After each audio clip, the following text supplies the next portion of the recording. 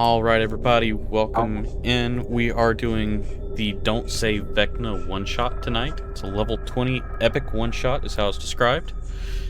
We have got 7 players, 6 of which are showing on screen, one that is having trouble getting Roll20 to load at the moment, but we'll still make it work. This is going to be one of those one-shots that, for one, it's most likely going to take 2 sessions. And second, I don't know how many are going to make it out alive. So, we're going to try for it.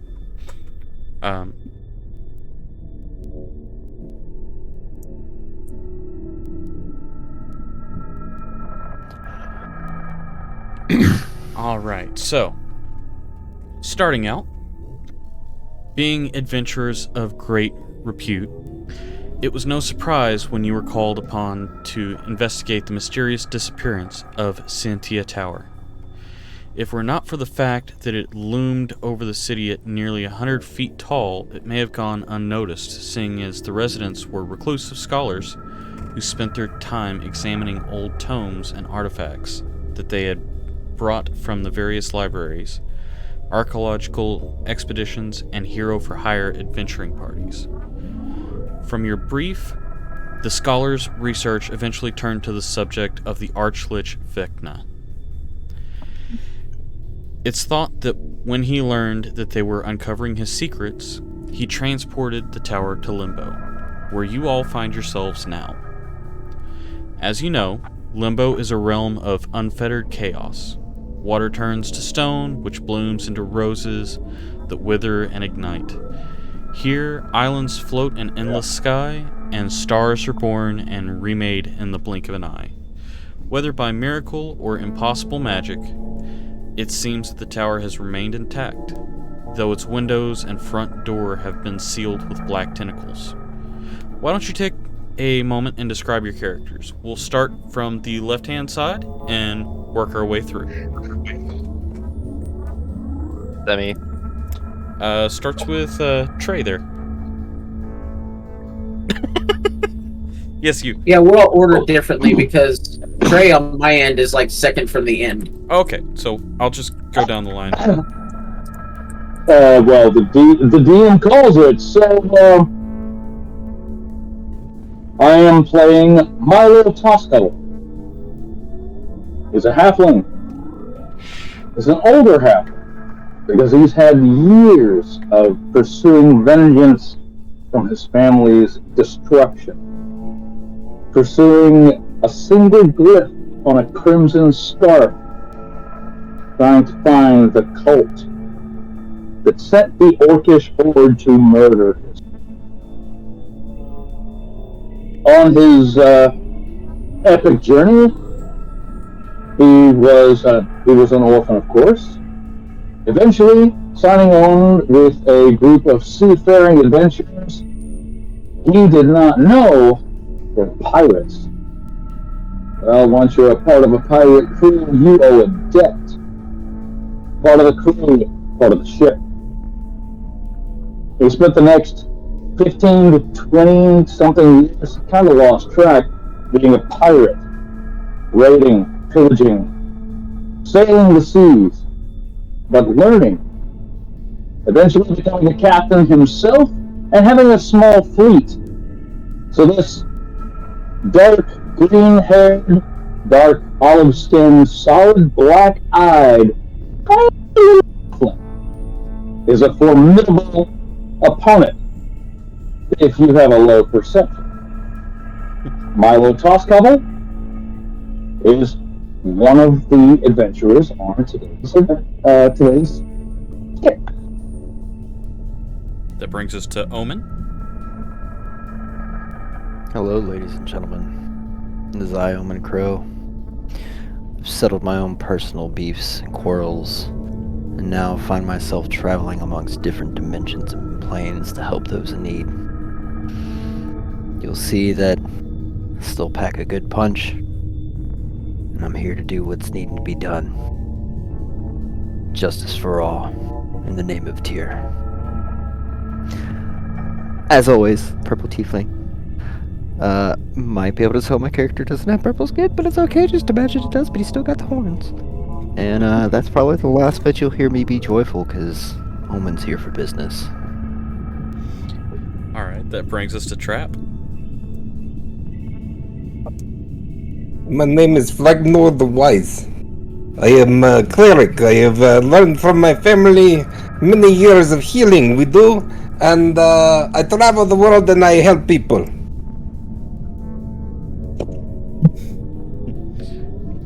Very nice.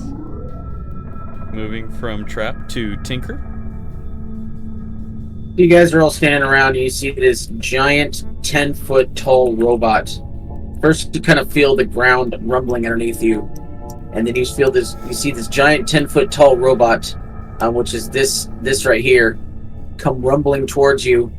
And then you see movement on its back as this tiny 4-foot gnome crawls up over the back and goes, "Hey guys, how you doing? The name's Tinker. We gonna do this or what?" Oh, you said you were doing a voice. Alright. That brings us to Spike.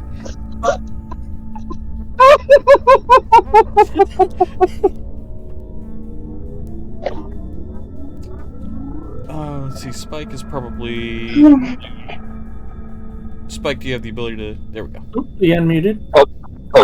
Damn you, Roach. So Dante is a Goliath fighter, and he's a white Goliath with red lined tattoos circling his arms and body. And I didn't quite think that far back to the backstory. All good. That brings us to D. Wilds. So, I'm here to find some treasure. I'm a turtle. I'm a fighter.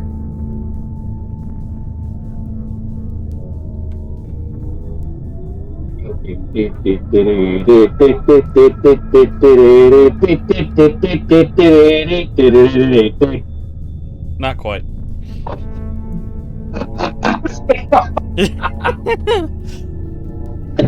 he's yeah. No copyright. Yeah. Exactly. That brings us to Micmac. Jesus. Is a satyr barbarian. She uses, I guess, trying to think of the word, inspiration from her gods to influence her rage and her choices. That's about as far as I could get. All right. Perfect. So, just to reiterate, you all find yourselves floating in the great abyss of Limbo. You do see the tower, which all the windows and doors have been sealed with black animated tentacles. What do you do?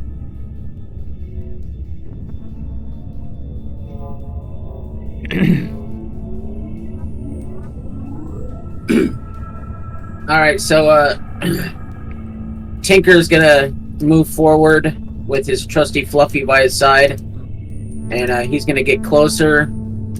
I think we should probably investigate these snake tentacles, see what's going on. And so I'd like to do an investigation on the tentaculars.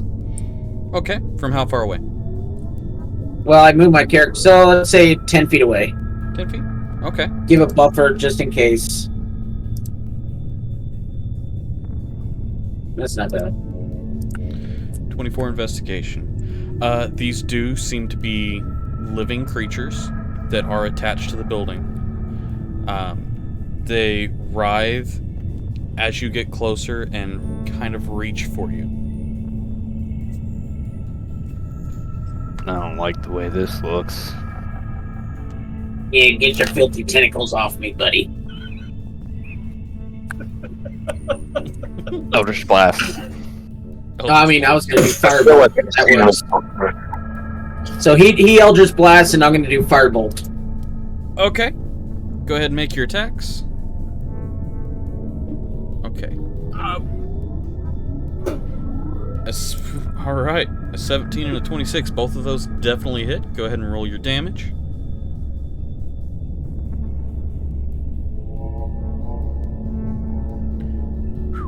Okay, so total of 33 points of damage to these.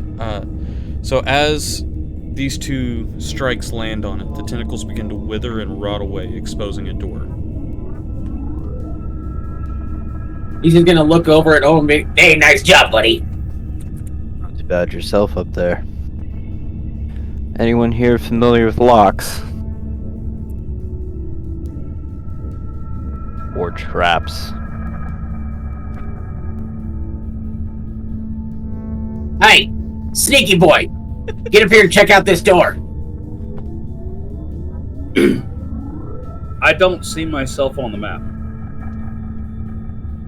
You click journal? You should be able to drag something over. Could be like the chat bubbles, the paint thingy, and then a book with stars on it and a line at the bottom. Oh, that is... Well, that's definitely yourself. Ah, there we go. Yeah. That is the image that you see for the character that I'm playing today. Okay, Alrighty. so where is the action happening? Give me straight up ahead, right here. Okay. And somebody's asking if can I move my character? Yep. Yes, you Come can. on, Jesus. I just gave you There we go. permission to move it. Oh. There you go. Okay. So hi. I'm right beside you the whole time. Yes. Kinda touch So the door. what exactly are you wanting me to do? Check Probably the do an traps, investigation see if it's on the locked. door to look for traps and see if it's locked. Oh, this. You want to get in this thing? All right. Well, I mean, fine. yeah, that's kind of why we're here, buddy. Or I can just blast it up. I'm waiting to see gold. But yeah, if you want me to check things, I guess I can. Well, there's probably gold on the other side of that door. Makes a valid point.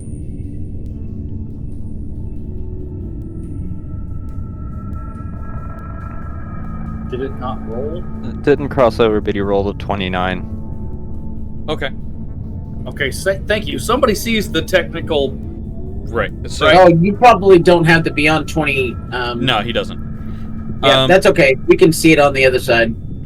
All right, so... You can always believe that Red Baron does not have any of the things. Yes. So is the... I apologize. I know it's a 29, but it's a 29-1. Because I can't see it. Oh, perception. Perception. Okay, the door is unlocked and not trapped. Well, all right. Milo steps forward, looks back at the group. You really have to pay attention to this, or you might miss it. Cracks his knuckles, turns toward the door, and without anybody seeing, he goes and opens the door. Yeah. Oh, I forgot to re-roll. I forgot to roll for my helm. And then just steps 5 feet aside. All right. I peered past him into the room to see if there's anything in there. Okay. You didn't see anything. Go ahead and make a perception. Perception. Investigation? Perception. 1. Boom. That's not 18. bad. Okay, so peering into the door, you see a roughly 40-foot diameter circular room. It is extremely tall ceilings in here. Looking up the tower, it's about 100 foot tall.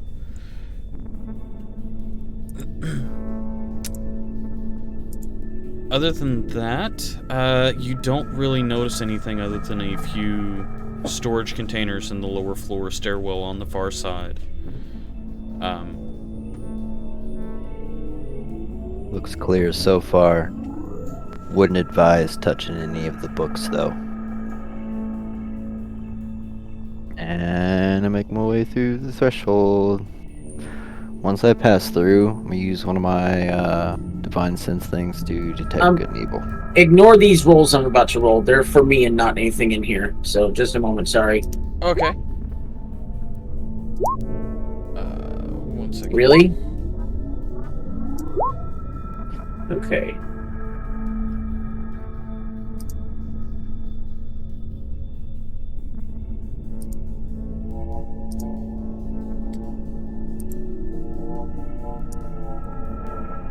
Alright, I am ignoring those, but let me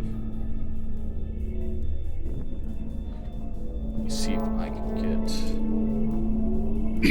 that particular item pulled up.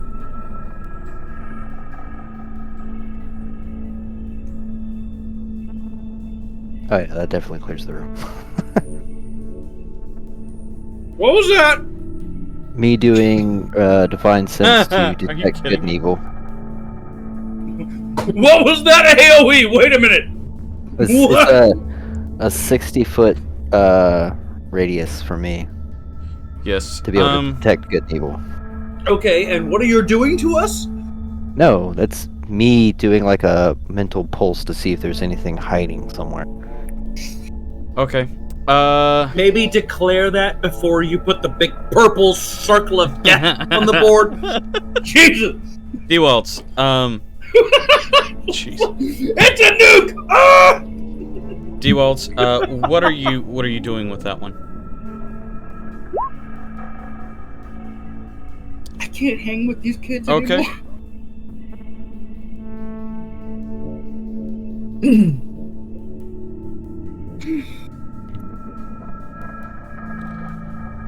Does he have the deck?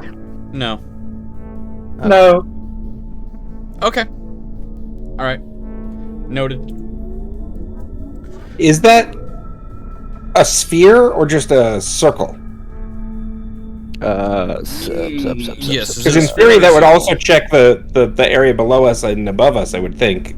Yeah, exactly. Is it 3D or just linear? The hollow spell or no location of any celestial fiend undead within 6 feet that is not behind total cover. So no, if it's through the floor, I can't see him. Okay, cool. Darn It it. just kind of fills the room. Yeah. It's nice sonar pulse of the room, see if anything's trying to hide somewhere. Alright, Sonar so pulse. I like that. That's perfect. Sonar. first things first. A sudden chill creeps down your spine as you enter a pitch black room, except for 2 lights. One that shines to the front door to the tower, and one that shines down on a door across from you. The lights have no distinguishable source. Let's see here. Good thing I have dark vision for 120 feet and I glow. This is magical darkness. It doesn't work. Boo. Wait a minute. Alright.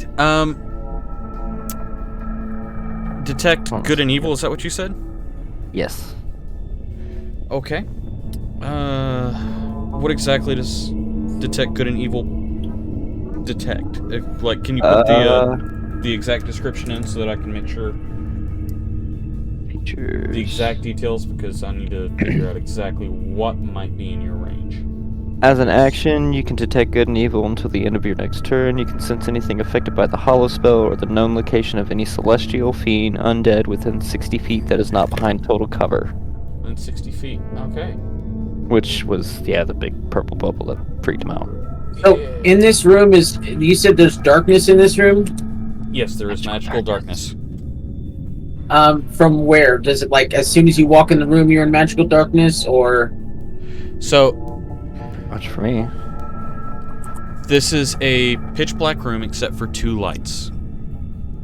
One that shines on the front door to the tower, and one that shines down on a door across from you. Those are the only 2 light sources.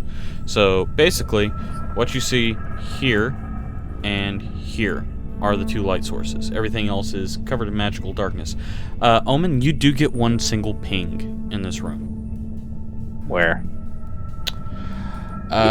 So, let's see here. That would be...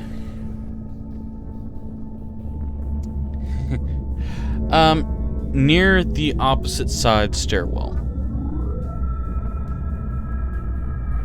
I would like to attempt to cast Dispel Magic. You guys back there can hear me. Okay. It's oddly dark in here, and there's something across the room. Try to get rid of the darkness. Okay. What level are you casting Dispel Magic at? That question. That's a good question.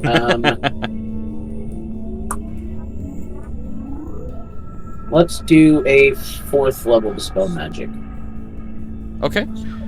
Go ahead and roll for that. We are so screwed. I mean, it's not a roll. Okay, well, I'm giving it an opportunity For to each succeed. spell of 4th level or higher on the target, make an ability check using your spellcasting ability. The DC equals 10 plus the spell's level. You're right. That's why I said roll for it. Oh, so I need to roll... It's higher than 4th level. Yes. Exactly. Okay, so let's roll a d20. Okay. And I got an prayers. 18. All right. And, so hopefully it's less than 8th level. It is less than 8th level. It was only a 6th. So that means that I successfully dispelled the magic? Yes, you successfully dispel magic, and the room is illuminated by the 2 light sources. At which point you see...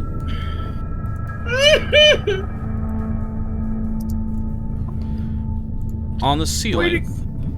Way to go! You just turned on the light! On the ceiling, a bone devil... Everyone rolling in and here staring at now. Is that the thing that we Alright. created? No, it's not. This is actually an... I'm gonna move and step inside the room. Okay. Let's see here.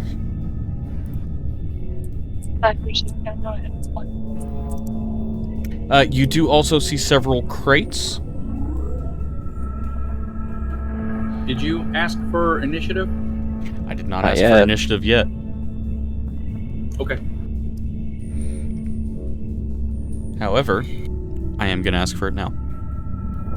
So, just so you know, from what I understand, the puppy dog goes on my initiative, but Luco gets his own initiative. Whoa. My initiative is 29. Nice. Jeez. Okay. Jeez. Backwards have 8.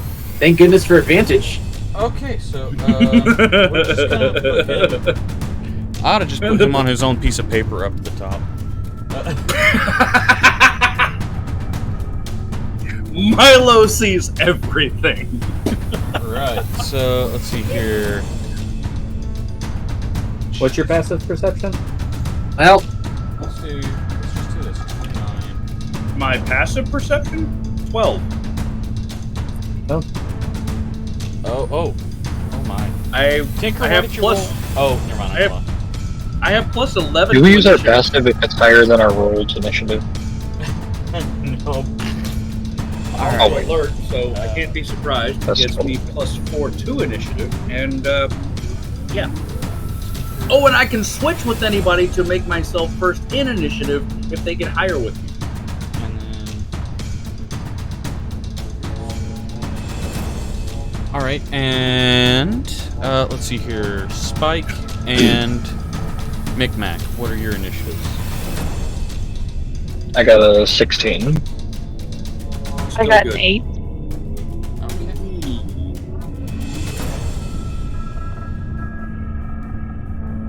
Is this creature native to our realm, by the way? probably not. Yeah, probably not. That would Okay. be Well, that could would I be do a something that, arcane or history check? That is a good question. that would be something... let me go ahead and... You could do a check. I would say not, but a check might. Yeah, a check might help. So, 16 plus 3. That's it. Would that be an arcane or a history check? D-Wild, or not D-Wild's beard. So that would be... That'd be a history check. Oh, Oh, I just realized fuck. I was supposed to do 4 things of Eldritch Blast, not 1. Well, the door only had 30 hit... Or the tentacles only had 30 hit points. I knew it was weak, that's why I only sent 1. Of course, yeah. With an 8, you're not How positive about on that. a 24? Tinker, on the other hand, How you would know that this is a creature from the hills. Yeah.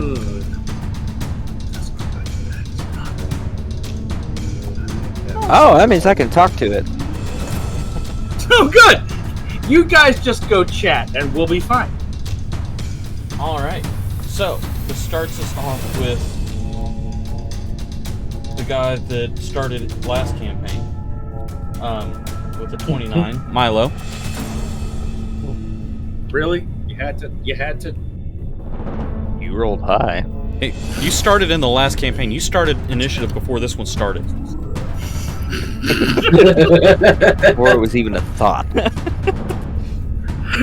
I designed this character to never be caught off guard, and then I just happen to be the first one in every fight. So far it's working, so good job. Well, right? You know, still Okay. okay. Well, all right. So Milo is here beside the door, having just unlocked it, stepped aside and gone, what exactly does Milo see So when this combat starts? make a perception check for me. Go ahead and peer through the door and see what you Okay. see. That tells me a lot about what he might do. We'll go ahead and click perception. See how talented you are at that. 32 on perception. Jeez. I crit my perception, and I have a 32. Okay. Looking in, you see a very well-lit room. You see a white, bony creature with wings on the opposite side of the room, and your party mates inside, as well as several sealed crates. Alright, so Milo sees exactly what I see on the screen. Yep. Milo could see like the veins popping out of people's heads. I know. I crit my perception. I saw that. I know what... God! I was hoping Looking you long didn't enough, he see can probably tell if everything. someone's lying or not. There's We're gonna have a D&D version of Lie to Me with Milo as the doctor. God. All right. So. All right. So this person right in front of me. Can I ping? Yeah. Yes. The one that looks like the guy from Labyrinth in the 1980s that says the baby is mine. Yeah. Bowie. That's it. Bowie. Yeah. Wow. So So what's going on? Milo, because he is small, and he can occupy someone else's space without action or impeding his movement, I'm gonna step into my friend's space. Okay. Grab him by the shoulder, point at the big bony thing, and say, "You need to kill it!" Okay. And then a quick bonus action hide and my sneak attack to the bony thing. Okay. Go ahead and roll your attack. with my light crossbow. Okay. Just to make sure, but David Bowie knows there's the new labyrinth that was in Spanish with the eyes is in front of him. Okay. Right. How do I play this? I haven't click your done crossbow. D20. Just click your crossbow. I don't see The plus number beside your crossbow on your. If you go to the actions tab on your character sheet, Alright, actions. beside your crossbow will be like a plus 11 or whatever. Plus 11. There we go. Hey! Okay, 24 to hit. That'll hit. Of course it will. We're doing the sneak attack as well. If it doesn't hit, we're in a lot of trouble. Because that thing does not see me. Okay. And that's 8d6, 31 extra damage. Okay. So what's the total damage under this? 24 to hit, 31 extra. The regular damage. 11. 42. So 42 total. 42 total damage to the bony, fairy, spiky scorpion thing. All right. It And- screeches out in pain. You damn right it does. And my getaway, hide behind the door after I let Bowie go, is only 25 Okay. to hide. Well, that's you used your bonus action to hide the initial time, so that you can get okay. some attack. Yep. So that would be the roll for the initial Yes. hide thing. Okay, cool. Yep. That does. Do Bring I have us- any movement left? Yeah, you've got plenty of movement. I don't think he moved at all.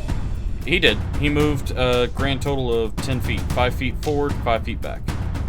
Oh, okay. I thought 5 foot into someone and out of their square was negligible. No, if you move into the square, you still use the 5 feet. Got it. Okay, so I used 5 and 5, total of 10. You got 20 left. If I'm not mistaken, gonna or go- 15, depending on your race. Yep. We'll go right here. Can I move the? There. There you go. All Yep. right. Good to go. I am behind somebody, All right. That brings us to and I the have walls 25 to stealth. So I'm with trap on deck. Flagner. So I'm moving up to it. Okay. That's a fast turtle. I'm sorry. I'm just looking at the image, and it did. Oh, did I mention that I picked small for my size? Okay. Oh, that's great.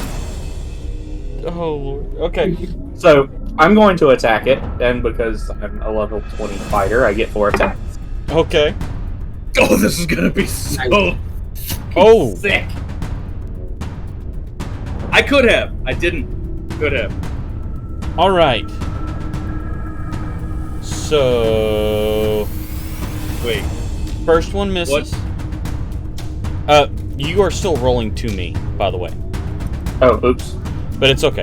First one was a 17, which misses. Second one was a 31, which was a crit, which does hit. 14 plus 8 slashing damage, doubled. So that would be 28 plus 8. So that's 36. Go ahead and put that on there.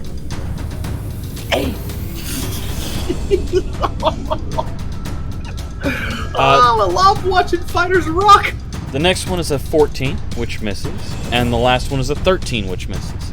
So basically, this turtle comes up with his great sword, does a whole bunch of twirls and flashes, and hits the bone devil once, which causes it to cry out in pain again and snarl. Anything else you want to do with your turn?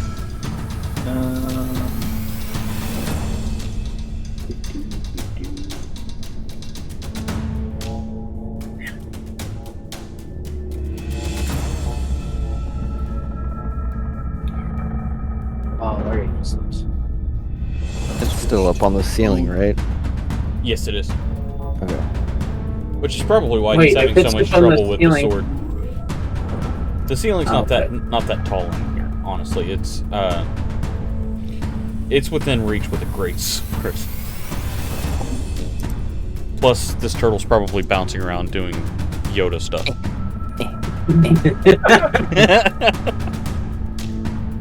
That's funny. Short I am. Too tall are you? Somebody just got a visual of that. Alright, anything else you want to do with your turn, or is that it?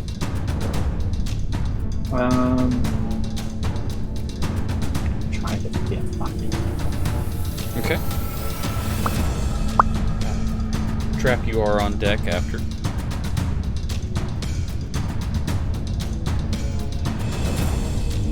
Grab another rupee while they're plotting and planning. Okay. Plotting and planning.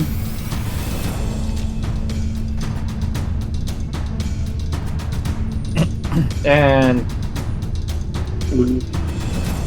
I'm gonna withdraw into my shell. Okay. Of course you are. Alright. So that should give you, what is it, a plus, what Plus to your 4. AC? Plus 4 to your AC? Not bad. Yeah. Okay. Nice. Alright, so this creature is going to use its multi-attack on you since you are there, directly in front of it. So it's going to make 2 with its claws and 1 with its sting. So the first 2 are going to be the claws, the last one is going to be the sting. Ouch. So... Does not hit. no, those are just the rolls. They have a plus 8 to hit. What? So that's a 20 for the first one, a 17 for the next, and the last one definitely misses. Oh yeah, no, they don't hit. None of them hit? No. Alright. I thought the 26 was the Wow, okay. Alright, I'll keep that in mind. I don't like that. I don't like that. Alright, with that,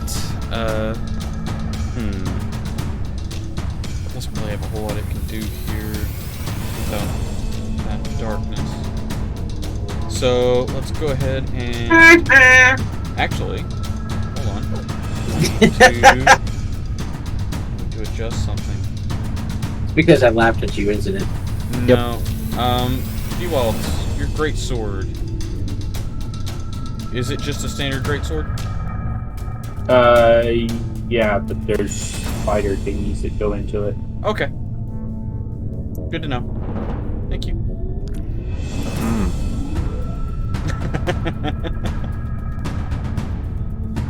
Alright. Just double check a couple of things here. Yeah. Yeah. Yeah, it's not a good yeah. There we go. We're gonna die. Okay. Alright, that Only does some. bring us to Tink with Spike on deck. I Wait, thought you the said what? crap was next. Earlier. Yeah, I'm sorry. It is Trap. You And then Tinker after give me. Trap. It is really hard to keep track of initiative whenever most of the players are above my maximum number on my initiative board. What is this thing? And I step into the room a little bit, and I cast Thorn Whip. Okay. It's a 32 hit. No. Yeah, it hits. I was gonna say. 32 misses. We're in trouble, guys. Alright. 15 points of, I guess, piercing damage? And magicals. So this one does take the full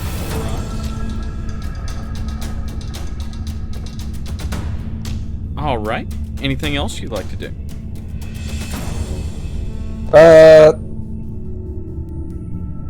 No, 1 second. One. Would I be able to find any, like, stones on the floor? Make a perception check. Brydak. Hey, what do you want me to say, man? That's one of my favorite early game things.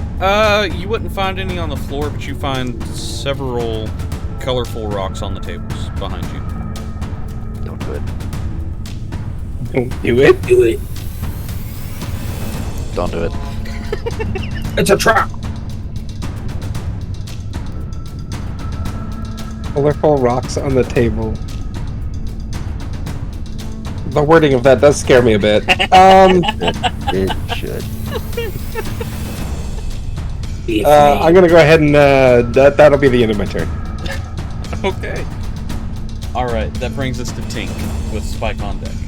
Tinker. His name is Tinker. I know. I'm calling you Tink for short. Okay. Oh, tank. Tink in his tank. Think about it. Tink. Spike on deck, followed by Omen. Oh, it's about to go down.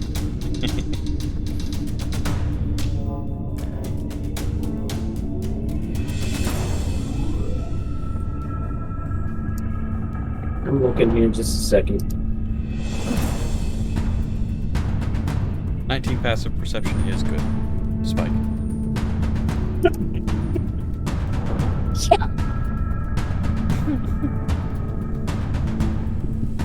Not as good as mine, but good.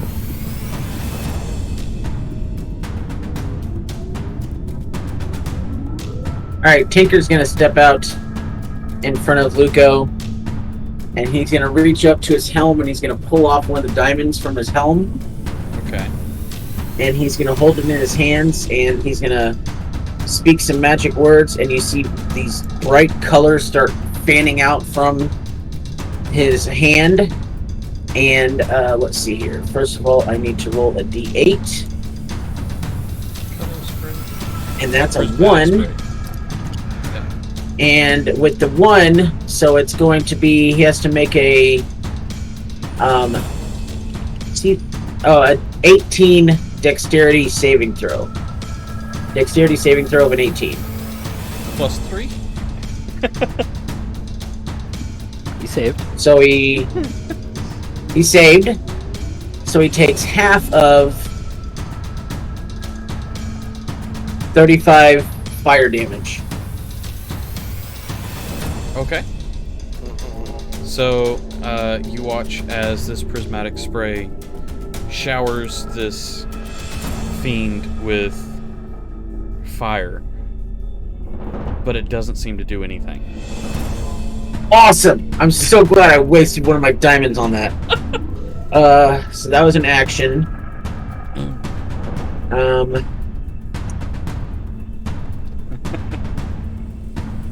Yeah, I'm awesome. That's awesome. Yeah. Had to pick fire. It's against something. I didn't pick it. I rolled a dice. Yeah, I know. It was thing. And then and that's it. That's the end of his turn. So he fires off this, and then he notices, like, well, shit. Who's next? Okay.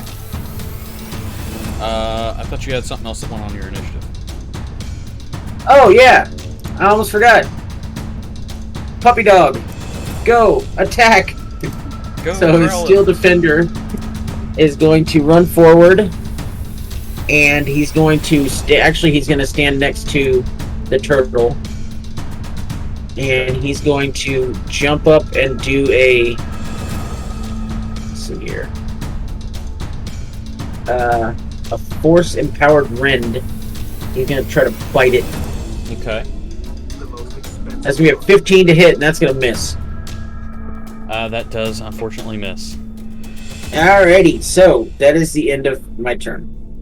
Okay, that brings us to Spike. Bad Panda. Spike with Omen on deck. Is it a white dog? Nope, it's metal. About to be a red dog. It's the metal dog. I was just wondering if that would explain why I couldn't jump up and get it. Alright, Spike, what you got going on, bud? I should be able to make it within melee range of it, right? Yes. Yes, you should be able to. Oh. We're gonna run up to it then. I can't move my character for some reason. Because you're on the measurement, Oh. so Measure. go to select. There we go. Make it about there. Okay.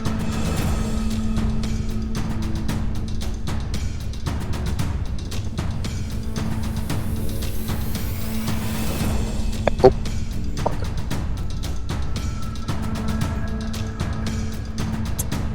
And with the 4 attacks, he is going to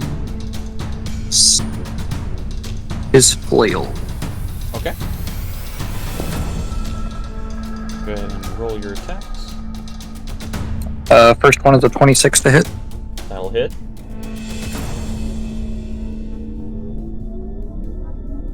For 20 damage, and so it has straight damage plus a choice of any magical damage, which adds an additional 5d4. Okay. So, go ahead and give me your total damage. I'm gonna roll a 5d4 of fire. Okay. Are you choosing the damage? Yes. Okay. It's a choice you missed between what just acid, happened? well, I think so. You missed Is it what resistant to just fire? happened. A fire immune- prismatic immune spray to did fire. little to nothing. Oh, Did nothing. alright. I'm gonna go with acid damage then. Okay. So I need.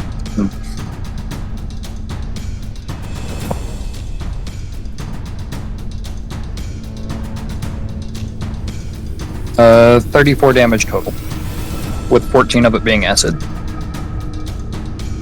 Okay.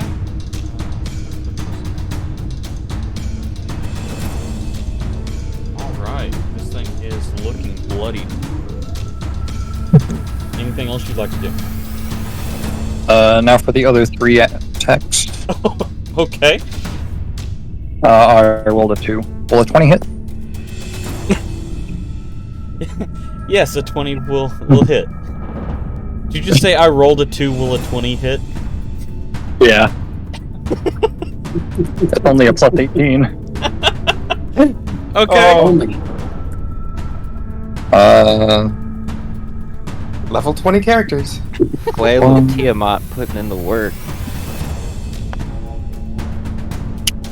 With an additional. What was that added together?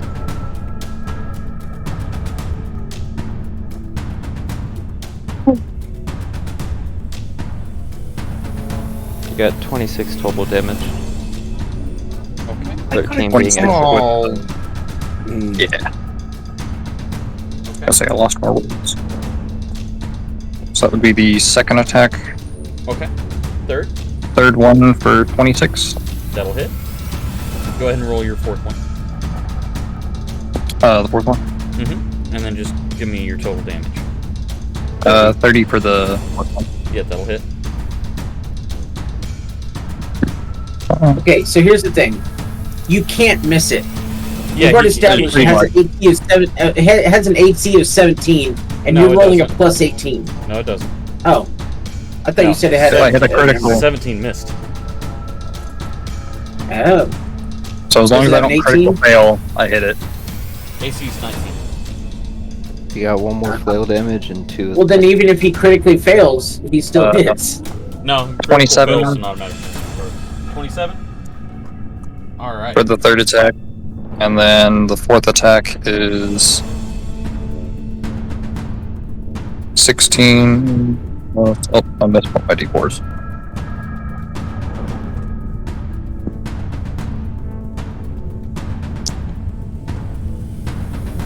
Is that 30? Yeah, 30. Alright. This.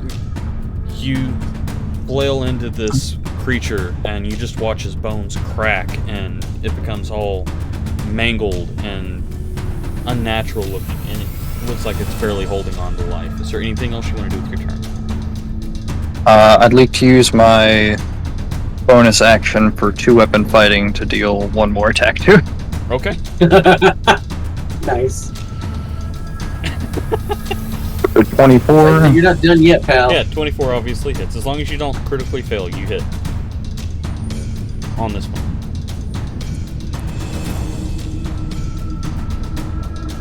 29 damage. 29. Alright. And that'll be all. Alright. That does bring us to Omen. With Mick on deck. I take a step to the side to get a clear vision of this thing. Quickly shout, fire and beams don't work.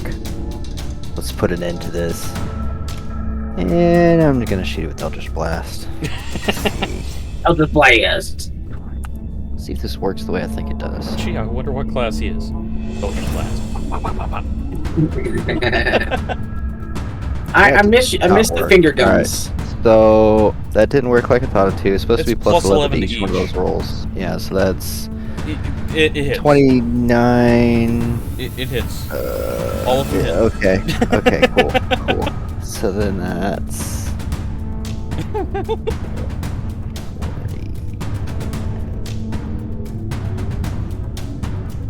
Total of 27 points Alright. of damage. How you want to do this? So the first 3,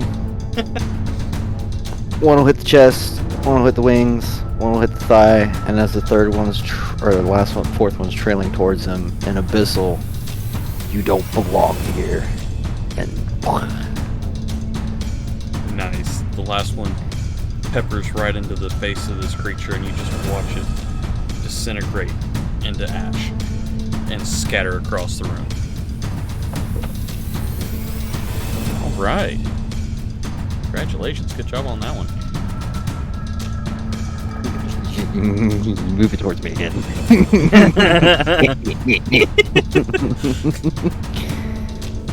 Alright. So, as you land your final strike, the body begins to dissolve, and all that remains is a hand. However, the hand doesn't match the creature. It appears to be more human than anything.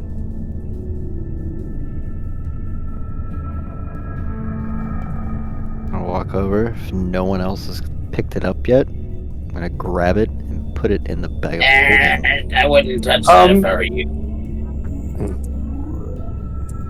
I don't plan to touch it. Just put it somewhere where nothing else can touch it.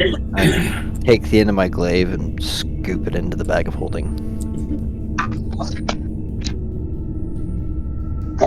I'm going to just turn around. realized that none of you could hear anything I was saying because I'm in Discord on my phone and it's over there, muted. And I'm listening on the PC with my headset, and yeah, you have no idea what I was saying the whole time. Oh, we could get a rough idea. We could see it on your face. I'm animated, yes, so you can get the idea. Hear me the whole time. If there's nothing else happening right now, I'm going to turn around and look at those colorful rocks and do a Arcana check on them. Okay. Go ahead And see if they're make that just Arcana check. rocks. Does anyone stop me from putting the hand in the bag? Dang it. Tinker will just stand back no. and watch. Milo has no issue with people taking treasure from a fight. Okay. Zero. Milo's got a lot of reason himself, so Take it. you grab something, it's yours. Alright, But when it's Milo's turn, they are I'm colorful digging rocks. I'm gonna scoop up a handful of colorful rocks and put them in my pocket. Okay. Alrighty. And I realize that may be a terrible idea because they may be not just colorful rocks, but here we are. Alright. that's the thing. What are the rest of you doing? Did we travel inward? Tinker's just gonna kind of watch Crow for a little bit as he stabs his hand, and then he wants to go and investigate the stairwell. The door to the stairwell? Yeah. Okay. How are you investigating? I guess just see if it's unlocked, check for traps, stuff like that. Okay, so checking to see if it is unlocked, you reach and touch the handle. As you touch... Do I? Do you? Can I check to see if it's unlocked without touching the handle? No. So, how would you propose doing that? I don't... Okay. This is probably going to kill me immediately, is what I'm guessing. Look at the door. So... Is it locked? As you touch the Alright. door, a bolt of Yep. necrotic energy shoots through you. Awesome. Oh, dear. Wouldn't this be part of the traps that he was looking for? This... Traps are physical, sir. Seems more like a magical So, thing. yeah, this is... Yeah, well- traps are physical. Trap can't be arcane traps. It's in the word. Arcane traps. It's still traps. Yeah, let's see here. Arcane. That's detect magic. Okay. Or Well, let's see. I've seen investigation checks reveal arcane traps before. Well, the thing Milo? is, this isn't an arcane trap. Right? I can find any trap unless Right. it's not. What I'm saying is, anytime I've ever had read instructions for GMs on running things, it says have them check for even if it's an arcane trap. It says have them check for traps either using Arcana or investigation. Right. Right. I support if they use Arcana, they can use their knowledge of magic. Well, Right, but even investigation will still tell them that a trap is there. regardless, this isn't an arcane Not trap. unless they have a proficiency in Arcana. That's the delicate thing, and it's basically up to the DM. Yeah. It's a gray area, but it's worth arguing. It is worth arguing. So, reading through the way that this is written, this is not classified as a trap. This is an element of the tower itself. Okay. So Okay. Oh, I know what that. yeah. So I do need a con save from you though. Okay. Let's see here. If it's an element of the dungeon, then that's not. I wouldn't be able to find it if I detected traps. Yeah, you wouldn't either. I've Yeah. got a solution. And Milo would probably die if he touched it. 33. Crap. Yeah, it's a 17 save, so yeah, you're good there. Oh, yes, you're good. But I still take the 19 damage. You do take the 19 damage. You have a hero though, right? Hey, buddy. However, investigating the door through looking at it, you do notice that there is not a keyhole. However, the handle that you have touched does have the imprint of a hand, roughly where you've touched. So he's gonna, as soon as he touches it, crack on it! Cracker! Don't touch that thing! It hurts! Do you find anything out about it It hurts! other than that? There's no traps! Milo's intelligence plus. Okay. Hey! Wisdom. Give me that hand you picked up from the Bone Devil. 0. Pull the hand out of the bag of holding. Milo has no And I'll idea. take the hand and I'll use the hand to put it on the door handle. Okay. I'll use the hand from the Bone Devil to put it on the door handle. Alright, so Ready for this? as you place the hand on the door, it seems to react. The energy itself is pulled into the hand and the door opens. So do I still keep the hand? I mean, does his hand go away? No, the hand remains intact. So we should probably keep this on hand. Get it? Gotcha. I could put it back in the bag until we need it again. Do you Come pass on, it you and back I to me? both know that's a trap joke. Yeah, I'll hand it back to you. goes back in the bag of Well, holding. that's a Red Baron joke right there. That is worthy of all of us. That is a dad joke to the centuries. Yes. All What's right. wrong with dad jokes? Beard, I'm gonna look around the room. Okay. Yeah, we love dad jokes. We do. Perception walk. check. What exactly are you looking for? Just to see what I can observe. You mentioned some things earlier. Okay. So yes, you notice a few remaining colorful rocks that were not picked up by Trap's character. My name is Flagnor. Yeah, Flagmore. It's not hard to remember. It is whenever It is hard to I've heard it. You do notice a handful of other crates as well. Jesus. I want to inspect the other crates. Okay, give me an investigation check. As he's looking around at the boxes, I'm gonna walk through the threshold of that door. Okay. I'm gonna follow him. All right, you begin Yeah, to I'm looking descend for through a everybody stairwell. Yeah, yeah. No, you're good. 20 investigation. That's not too bad. Shout back to everyone else. It seems to go down from here. When you're ready, we'll proceed. Sorry, rather up. It's going up a stairwell, but Oh, up. but you proceed like down a hallway.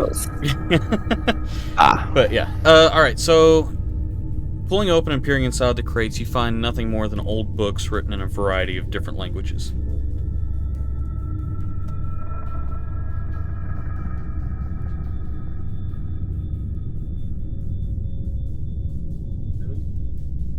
I'm gonna do a time lapse. Okay, guys. Nothing All interesting these in the boxes. Milo's doing. Let's keep Milo going. doing it. Okay, so you guys are making your way to the next floor. Make him move it. Oh boy. I apologize. It's about to get bright. Inland past Eldritch Blast. Do do do do do do. Eldritch Blast. Do do do.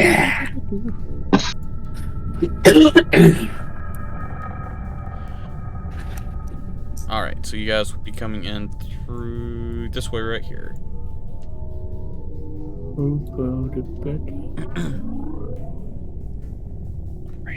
Adjusting my map to fit and placing Milo where he was. You guys probably want to be behind me. Alright, so ascending the stairs, you come to a living space that is much larger than the previous floor. Plain wooden furniture strewn throughout the common area between two wooden doors. Beyond the common area is a small, disorganized library with bookcases that reach the ceiling. Dead leaves are scattered on the floor of the library.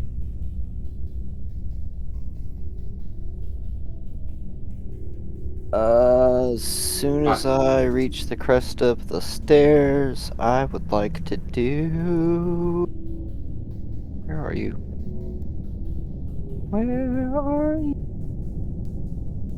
Detect magic. Second, that will.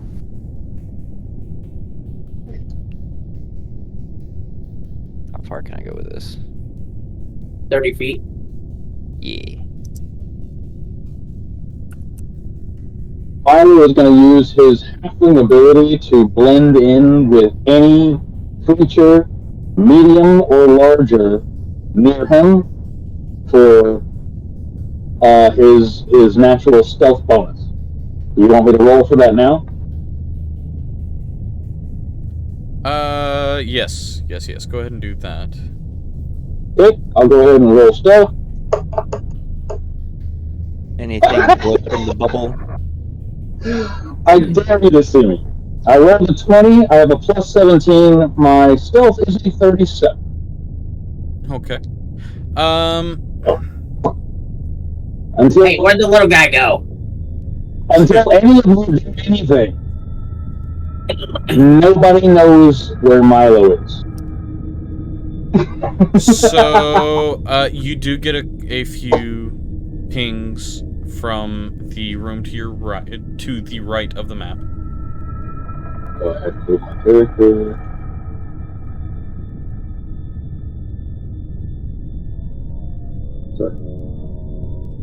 Seeing seems like That's there's where I'm going to be. to our When left. everything kicks off, that's where I'll be.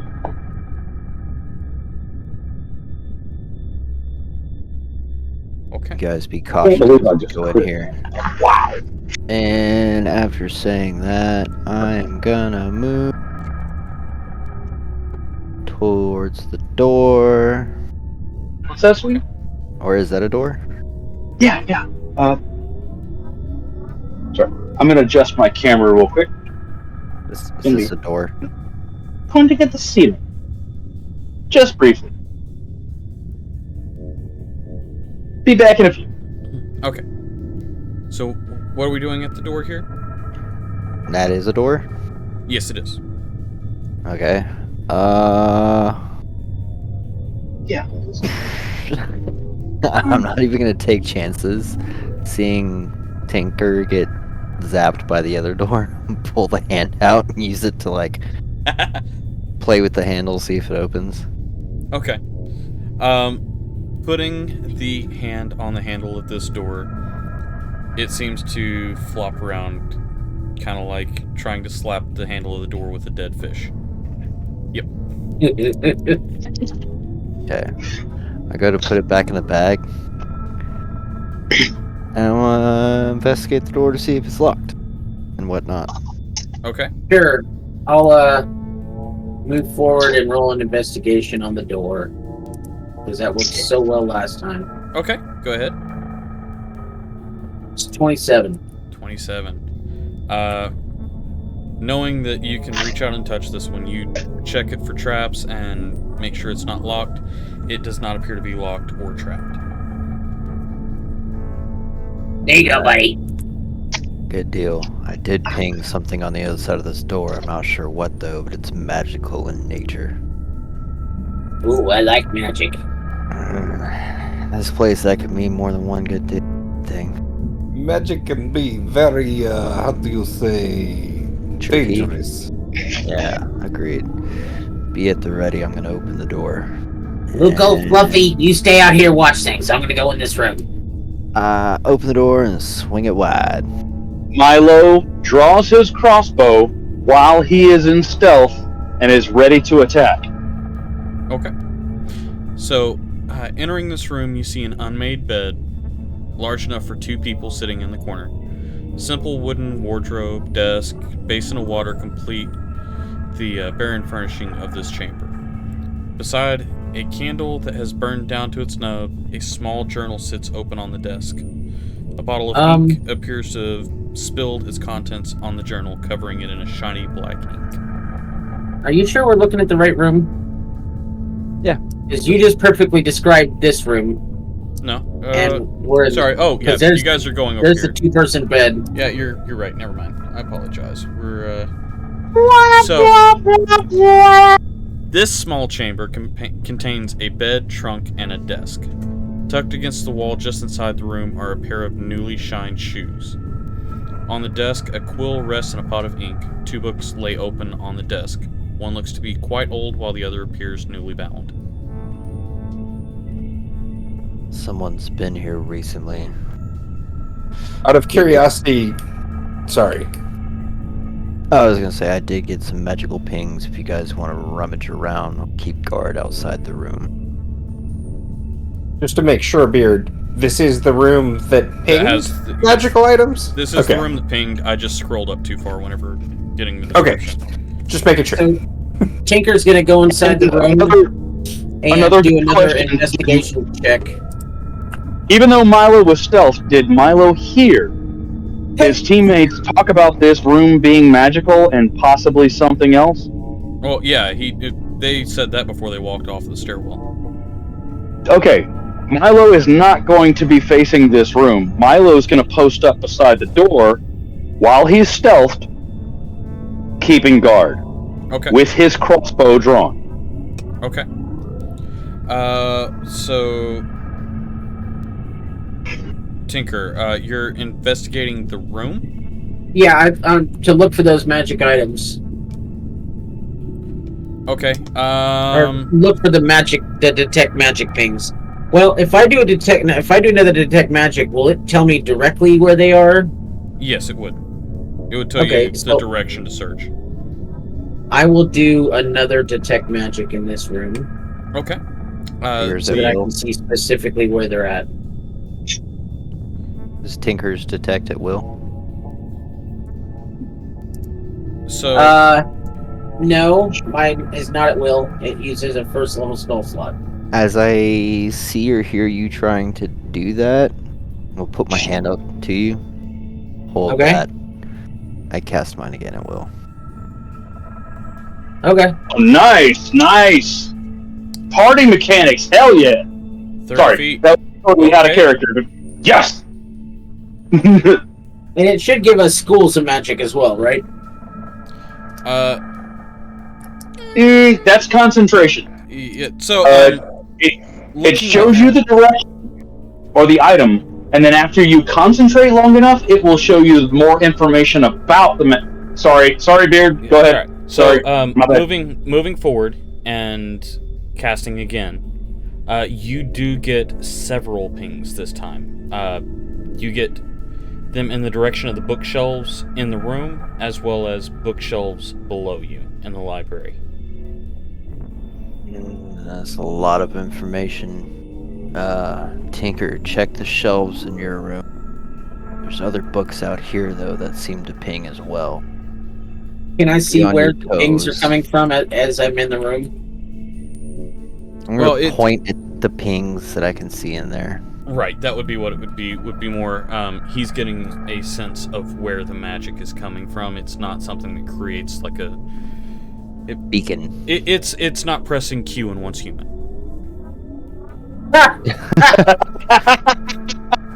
I was more thinking of the episode of Vox Machina where she does it and stuff glows. So since Milo's outside the room, and as a player, I'm assuming these guys, the characters are being very quiet with their conversation. Omen's does not Milo exactly hear? quiet. Yeah, Omen's not I quiet. know, but does Milo hear them talking about where to look for or how to investigate this room while he is standing guard? Most likely, want Omen's standing at perception? the door. Yeah, I'm not in the room. I'm So it's yeah, you guys are all All pretty right, much. with hearing the conversation that I just heard, Milo's a pirate. He's all about treasure, so he's gonna perk up. Is there anybody standing at the entrance guarding with me? With Milo? Turtle? At the entrance to what? The stairs? Oh, I believe I'm right next to Milo. Yeah, Milo's standing at the stairs, guard, crossbow drawn, holding while his party is investigating. He hears this conversation about special items and magic and moving forward, like moving further into the room. He knows that investigation is going on. We need to move. So I'm going to look to whoever's guarding with me, give him a nod, and I'm going to start backing up toward the people who are investigating and leave this person guarding the stair or the entrance. Okay. That would be Turtle. Yep. All right. So Does Turtle understand the gentle nod of, you got this? all right. I got So this. who's the first one to touch a book? Oh God. Might as well No, be he Tinker. didn't touch any books. Yeah, I'll go ahead and move myself back. Okay. So who is going to grab a book?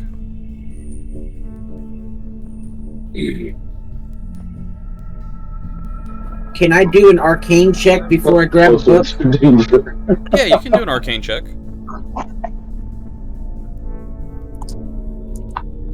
You pick up the book and it explodes for 12d10 fireball damage. Hey, you're the one. You are the one that gave me this and said, "Hey, run this." 29. 29. This is an enchanted book. It does I have a did spell move, attached so to I'm it. going to go ahead and roll my stealth. Can I tell from that roll what spell is attached to this book? Okay. I'm good. Geese.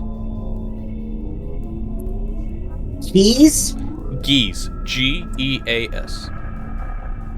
Oh. Chaos. Do I know what that is?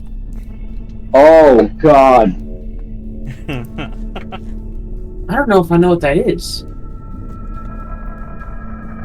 I do. If it's what I think it Mine is, goes, I oh. don't want the effect. But I do. So, as I'm pointing towards what he's looking at, noticing the uncertainty on his face, if it doesn't seem like something you know, probably shouldn't touch it. So yeah, I do not touch the book. But see, I don't know if picking up the book will make the spell happen on me, or if I can pick up the book and use it to cast it on somebody else. I would imagine whoever created these set them up to be failures for anyone else touching them. We best So- leave this so- level alone. That is wisdom. And you up more. Okay. Because they might be useful to use against Vecna. All right. True. That sounds As like you something say Fnatic would say. Dang it! I completely forgot. Oh, sorry. I'm sorry. No, it's something else, Red. You'll find out the other thing in just a moment. All right. Go ahead. I need an intelligence saving throw from you. Oh, intelligence saving throw? Oh yeah, Yes. we're good. And I actually get advantage. Hold on a second. I mean, I rolled a 34 both times, so. Okay, so you are not cursed. You're not cursed, but you do suffer 14 points of necrotic damage at the utterance of the word Vecna. Best not to say its name. Oh yeah, I know now. Are you kidding me? Doing okay over there, little guy? That's epic. Okay, that's broken. Ooh, I like it. I like it. We got a healer in the group? No. Blacknar. Boy, this gotta be interesting. Yes? Mind helping Tinker over there? He seems to be having a bad time with this, Wait, out of character, chat. stuff. What's your class? I'm cleric for 16 of my levels. Oh, okay. We have a healer. Technically. Yep. 2 healers, technically. Oh, we're screwed. There's 2 healers, technically. Who's the other one? Hi. Remember my lay on hand? 1 HP, you're not dead. Paladin? Yeah, Paladin, Warlock. So how much damage did you just take? Yeah. Omen is a 14 that time. awesome build. I'm down by a total of 33. 33. Alright, so we do have a cleric. And we have a psychopath paladin. Fine. That was scheduled Sorta. to fight a god. Yeah, yeah. My god. I was gonna kick his butt too. Let me go ahead and do a level 4 cure wounds on you. And I'm just Jack Sparrow on steroids.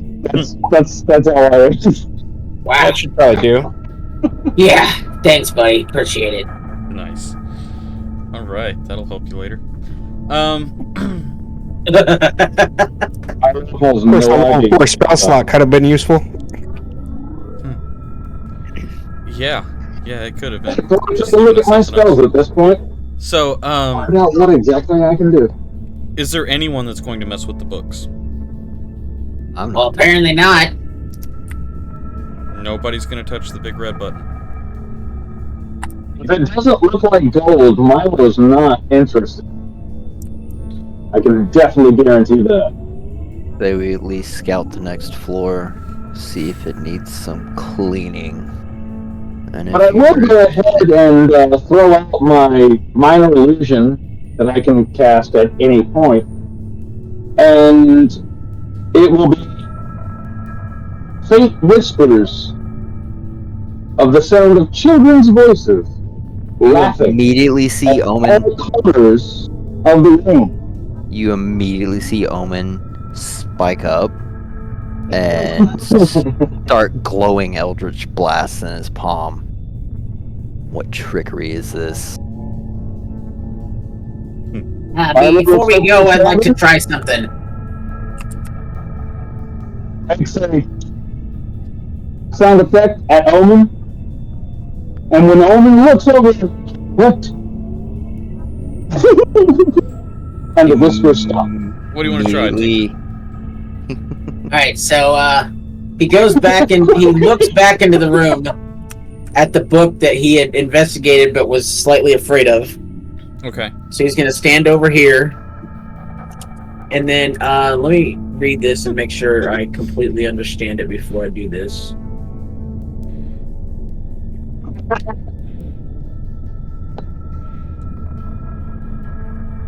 And then he's going to cast Bigby's hand Okay. into the room. And then he's going to have the hand take the book off of the shelf. Okay. The book that he was looking at earlier. That he saw was Gias.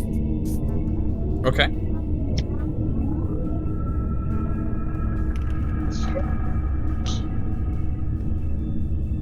And what are you gonna do past that? Just pull it off the bookshelf and hold it in Bigby's hand, and then see if anything happens. Nothing happens. Yes. And then bring Bigby's hand carrying the book, and take the book out of Bigby's hand. Okay.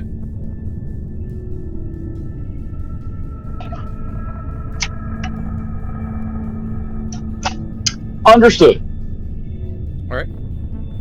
And now what? Just holding the book in my hand. Does anything happen? Nothing happens. usually it's when you open it those things become dangerous. Okay, so he's gonna bring Big B's hand up and have the hand be like a blocker between his face and the book, and then he's going to open the book with Big B's hand between his face and the book. As I see that, I'm gonna take a few steps back. Okay, so opening the book does nothing. Okay, can I... Big B's hand is like partially see-through, right? Yes, it is partially see-through. So can I read anything in the book? Okay. Through Big B's hand. Don't like the smirk that Beard just had. So yes, as you read it... Oh, this could be bad. As you read it, the spell is triggered. Okay. I need a wisdom saving throw from you. And is this because of a spell? It is. Okay, so then I get advantage on saving throws because of magic, against magic. So Okay. we're gonna do that. Oh crap. That's a 15. A 15. Okay, so the spell does take hold, and you are charmed to do nothing Okay. but sit and read. Awesome, so if Charmed to do I nothing but sit dispel and Big read. B's hand, sit on the ground, and start reading the book. Okay. You just became a book lover. Alright, bookworm. So you do have a couple options. One is you can refuse to read the book, which it looks like you've already decided to sit down and read. Well, you didn't tell me I could yeah. You can. Okay. There are consequences for refusing, but you do have the opportunity Okay. to. Seeing him sit down and read the book, I'm gonna walk back up to him and smack him on the back of the head. Now's not the time for reading. I'm reading here, buddy. Okay. Get Are you trying to hurt him, or are you just smacking him? Oh yeah, it's enough to smack him around. Pretty good. Okay. Unarmed strike. Okay, go ahead and roll your unarmed strike. Actually, an unarmed strike. Oh my god, you're so mean! This is D. Wiles. This is the guy I've heard about. Jesus. Does a 22 hit? Yeah, 22 hits. Okay, go ahead and roll your damage.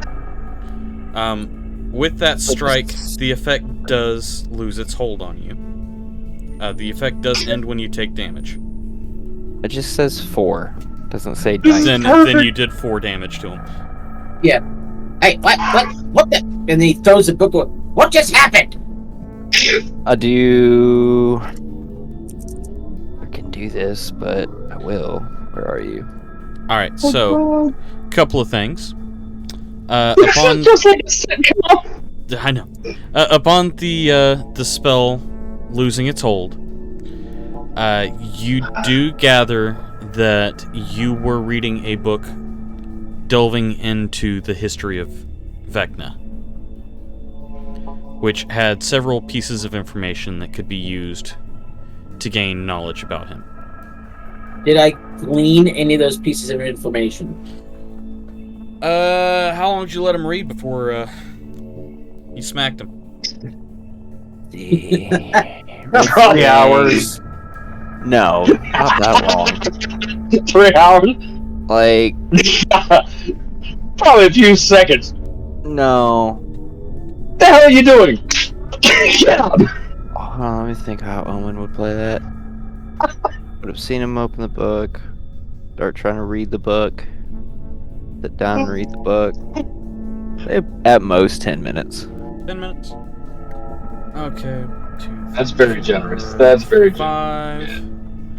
5 separate pieces over the course of an hour. We'll be generous and give you one of those pieces of information. Vecna was born in the world of Oerth. God, I forgot how meticulous you are about your information. Jesus. He was the son of a hedge witch and never I don't know why knew you're his bringing me father. into this. When he was young, his mother was exiled for practicing dark magic. Okay. I didn't write this part, actually, Red. I will relay. I know all you of this didn't write it. information, You just compartmentalized obviously not saying the V word. After smacking him for 4 points of damage, it. Who shall not be named. I'm gonna come back with my hand, put it on his shoulder, and do... pull... and give at least half that back. You got 2 more points of health back to you. Please tell me you learn something from reading this stupid book. Yeah, we did learn something about V-Boy. At least you learned not to say its name. V-Boy! Is there to be more to learn from book? I mean, if you want to read it, be my guest, but... Seems he was in a trance. I wouldn't recommend we do that just now. Is it bad that the guy who says the book sounds like the ones who used to burn them in the 40s? Oh my god. Wow. Right. I'm sorry, it was the accent. I had to. I've got a feeling we should check the next floor to make sure it's clear before proceeding on. That way, if anyone needs to rest up to prepare for what's ahead, we can. Or sit and read a book. Alright, so to be clear, you're checking this room and then heading upstairs. We might want to look around the rest of this level. You can always come back down the stairs. Yeah, you can always come back down.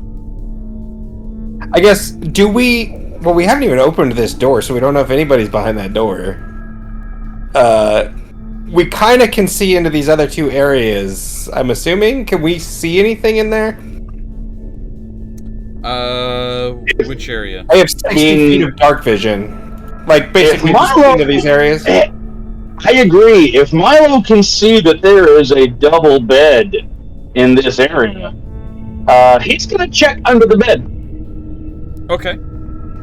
So well, we haven't opened that door, how do we proceed with that? Yeah, you haven't opened this We door haven't opened yet. that door yet.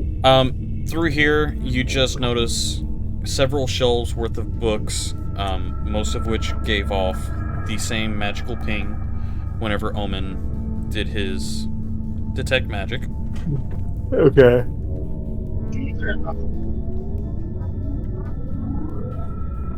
I am to be checking in here now. Yeah, cramped shelves are packed with old rotting tomes, newly bound books, loose sheets of parchment, tightly wound scrolls.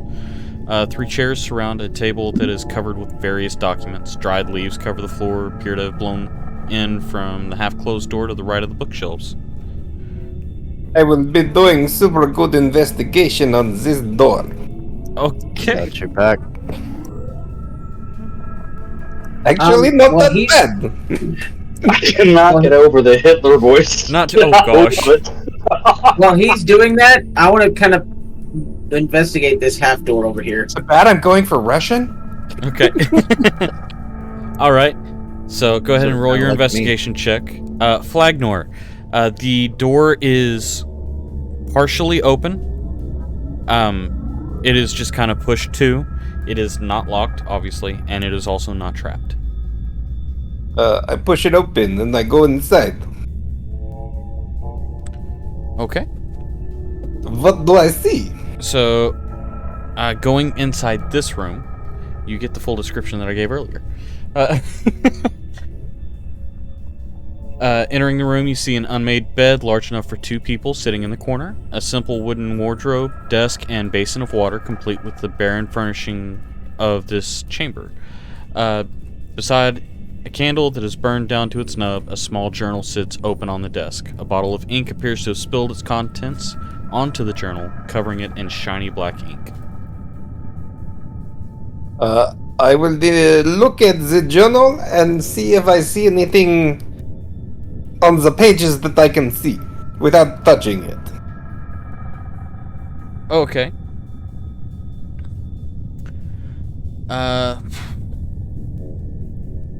So it seems as though seems as though the only legible pages are the most recent one.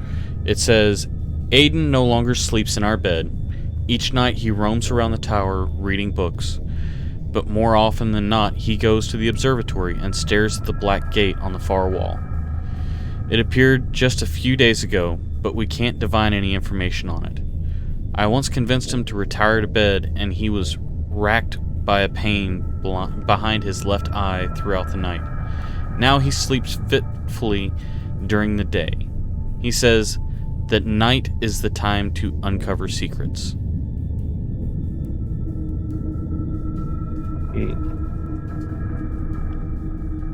I will relay the information to the rest of the group.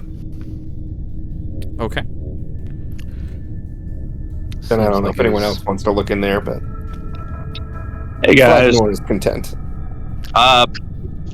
my internet just crapped out.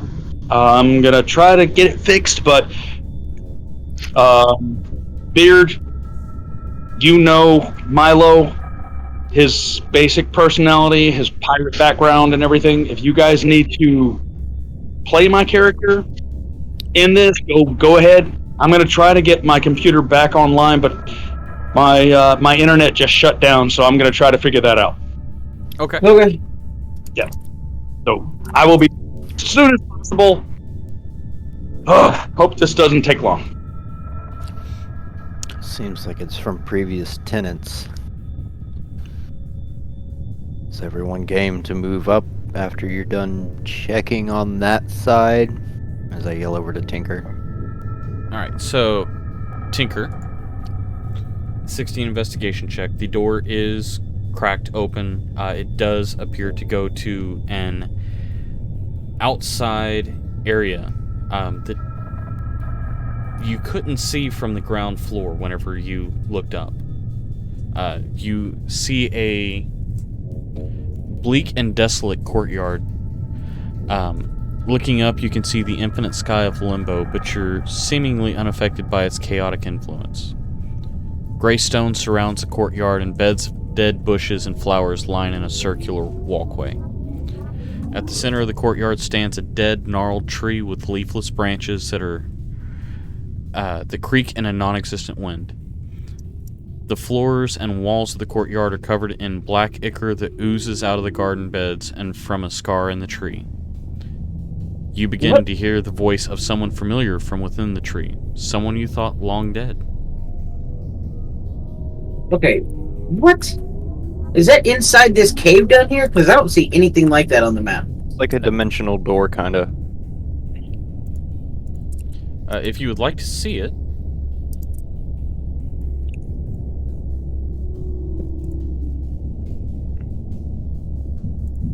So is this what I see outside the door?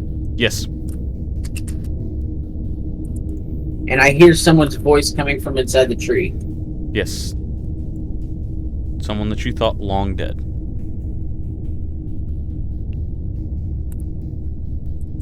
Well, when I hear their voice, then I'm going to approach the tree very carefully, calling out their name and doing and investigating. Is he the only one that hears it? So he would be the first one to hear it, and I do need a charisma saving throw from you. Is this against magic? Let's see here. No, Seeing him walk, it's not. seeing him walk through the door, I'm gonna be like a few steps behind him, not through the door yet, but watching him go through it. Okay. 17. You just make it. You feel a draw towards this tree, but you're able to shake it off. Do I still hear the voice though? Oh yes, you do. When I call out their name, do I get a response? Yes, they call back your name and say, "Help me, please." We hear. Not we hear. Sorry. We hear. Well, we do hear. Yes, we hear Tinker Oh my gosh. say the name of this person he thinks he hears. Yes, Okay. but Step that is all you hear. closer. What do I hear? As I get closer to the doorway. Okay. Peering your head through the doorway and seeing the same tree, you hear the voice of your wife call out. Blasphemy. Tinker, don't trust it. I do need that same charisma saving throw from you. Go away, Discord. Need to see what my thing is. Oh. So would he get a You don't understand. It's my best friend. I thought he was dead. Okay, yeah, you're able to shake it off. Tinker, I hear my wife from that tree. Don't trust it.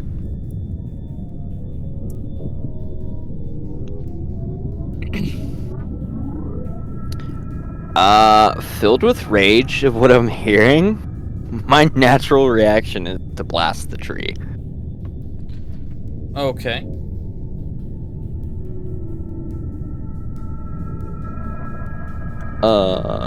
Let's go back to that. That's what was. This one. Oh, that's not how you type that. 2, 3. Oops. Huh? No fudging. Roll d20? Alright, that's all 4 blasts. So 22, 25, 24, 20. Okay, so those do all hit. They kind of break pieces of bark off of the tree, blast it in different directions. It doesn't seem to continue to damage the tree as the tree heals where you've struck it. The dead tree Do I healed. Do I still hear my brother calling for me? Yes, you do. Then That tree is not normal. and then Tinker will get closer and call out to his brother again.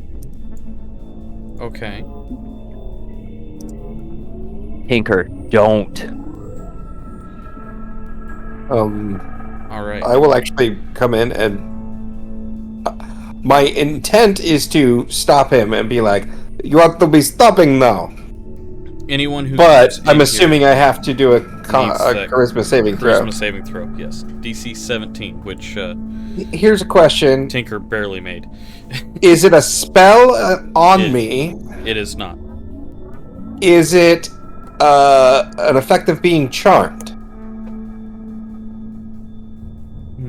It is. Because I do have advantage against being charmed.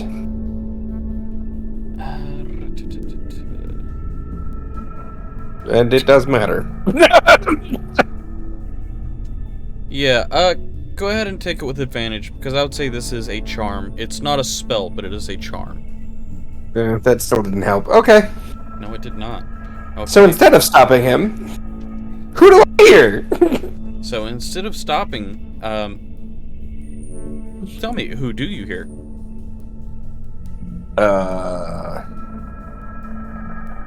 I'm assuming it's just supposed to be someone that I care about? Someone that you care about that was lost in some way to you. So they were lost. Let's go with my grandmother. Okay. Your grandmother calls out to you, and you feel a compulsion take over your body. Nothing but the desire to save and protect your loved one who's pleading for your aid. You rush to the scar in the tree in the hopes of rescuing them. So, at that point, I need a saving throw from a strength saving throw from you. Ooh, that's not gonna go well. A mere few feet away from the tree, you watch as its gnarled branches attempt to wrap around you, and with a 3 strength save, they are successful. You are restrained, and you take 7 points of necrotic damage. It feels as though your very essence is being drained as you watch your energy is pulled from you and fed into the ground. The very ground where rotted creatures are clawing themselves up from. You watch in horror as the scar in the tree begins to pulse and widen, and from within its depths, multiple figures emerge. Wraiths draped in tattered wizard robes, their hollow eyes seem to gaze into your very soul, ready to make their own. As soon as I see the tree grab him, as you can see my lovely 20-foot bubble. Okay. Fireball. Yeah. Okay. Let me go ahead and get these suckers out here. Let's see.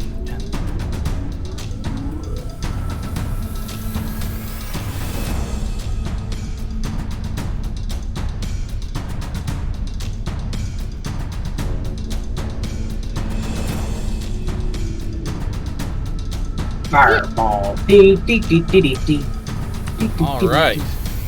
So, a couple quick things here. You get their HP up here. I told you not to trust the tree. Alright, so...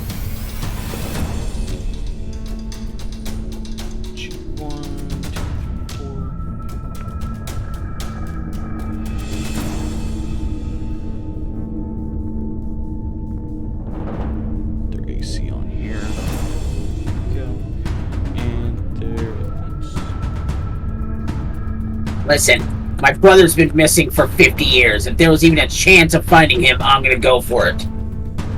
My wife's been dead longer, and that tree speaks her voice.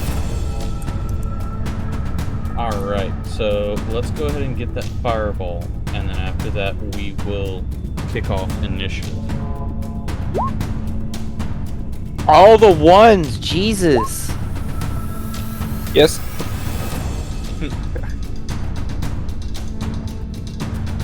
Worst fireball ever. I mean, fireball's pretty weak, comparatively. It's very low content. 30. Okay. Not terrible. Yeah, but I got the tree and 3 of those things in there. That is a lot of ones.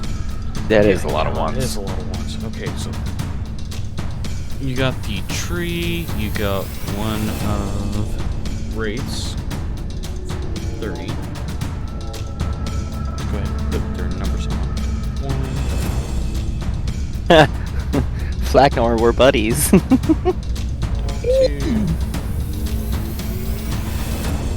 3. Come on. 3. Where's my fourth one? Ah. Copy. Paste. With opposite rolls? Well, no. Give 4. There we go. I thought I Alright. dropped 4, but one of them was just this thing. Oh. The robot. Yep.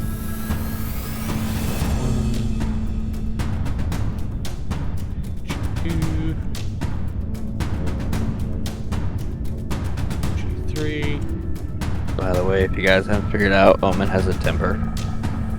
He's a very moody paladin. Okay, so Fireball, if I'm not mistaken, has a dex save, correct? I believe you are correct. Blah blah blah blah. More blah blah blah. Yes. You gotta beat a dex of 19. Alright. Well, I don't think that's gonna happen with any of them. Let's see what's the dex on that. It's a +3, so all of them fail. So all of them take full damage. So Told you I was gonna have fun playing this as level 20. W4 takes 30.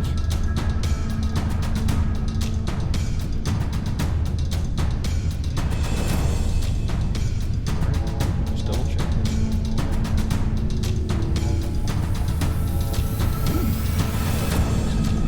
Okay.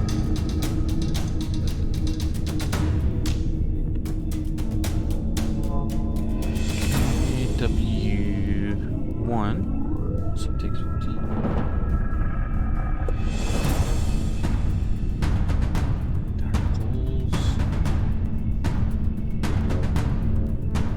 Oh, they have advantage on saving throws against magical effects. So one of them succeeds. Alright, so Well, thanks for that information. That changes what I was going to do. So G3 takes 30.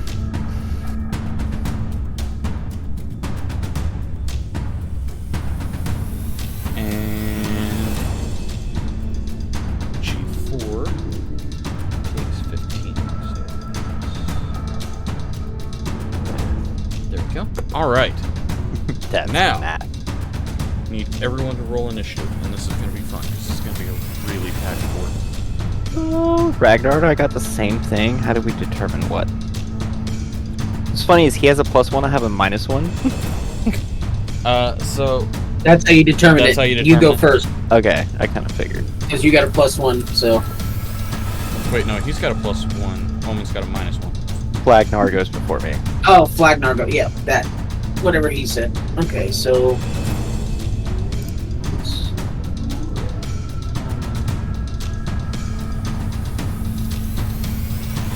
I'll go plug up my dying vape while we're figuring this out. Okay. Dante's got a 10. Alright. And Hey! Luke didn't roll a natural 1 this time. Alright, and that's a +2, which means he actually goes before either of the other two. Yay! Huzzah! Back. Oh, there we go.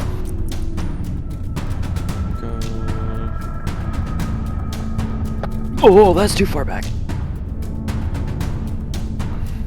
Oh, comfy chair. That's what she said. Alright, it's been fun, but it's too hot in this room for me to keep the camera on, so I'm turning it Okay. off. Alright. Yeah, that's why my camera's off. Because shirt is coming off. Okay. More information than we needed.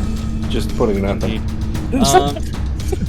Hey, all I said was the shirt is coming off. It's not like I said I'm getting naked or something. I appreciate that. Only. All right, and then I need Micmacs as well.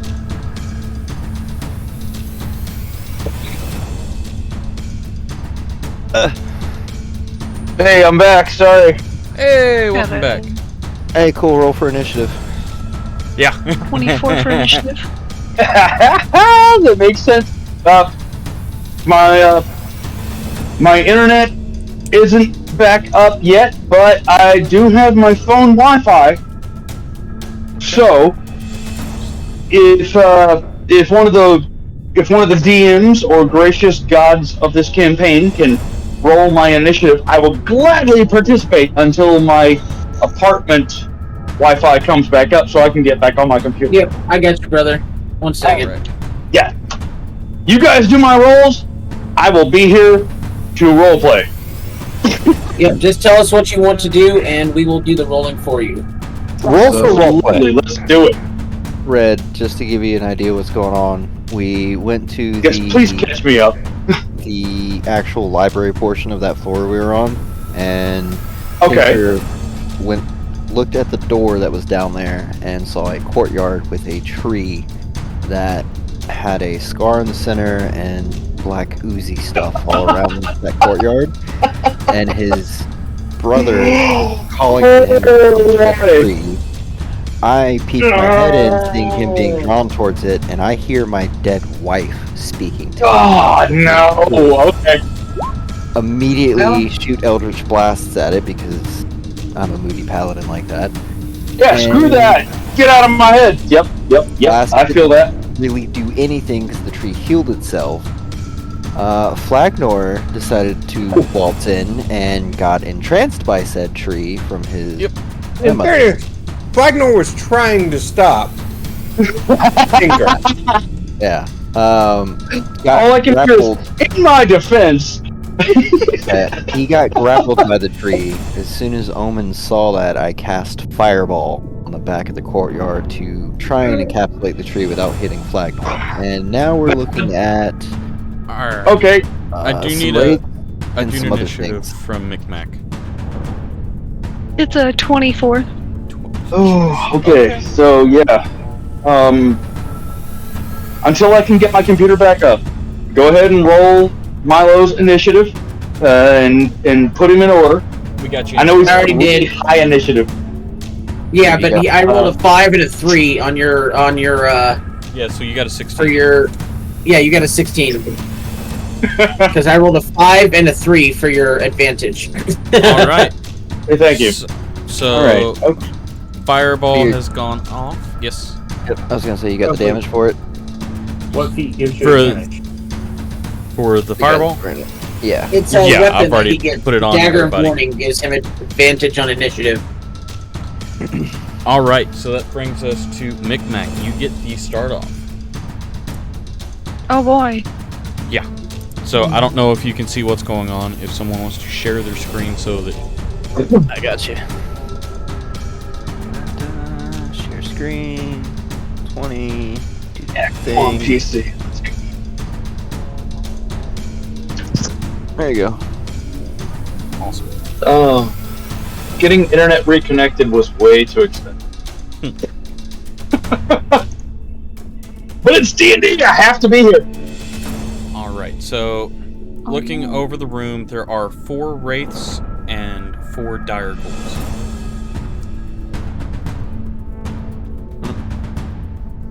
Omen, this should be I guess I'm just gonna. this should be reminiscent for you. I think I'll just Mm-hmm. walk up to the closest one, I guess, and start wailing on them. Okay. Nice. Now, which one is your character on here? Because this is first time seeing a lot of these.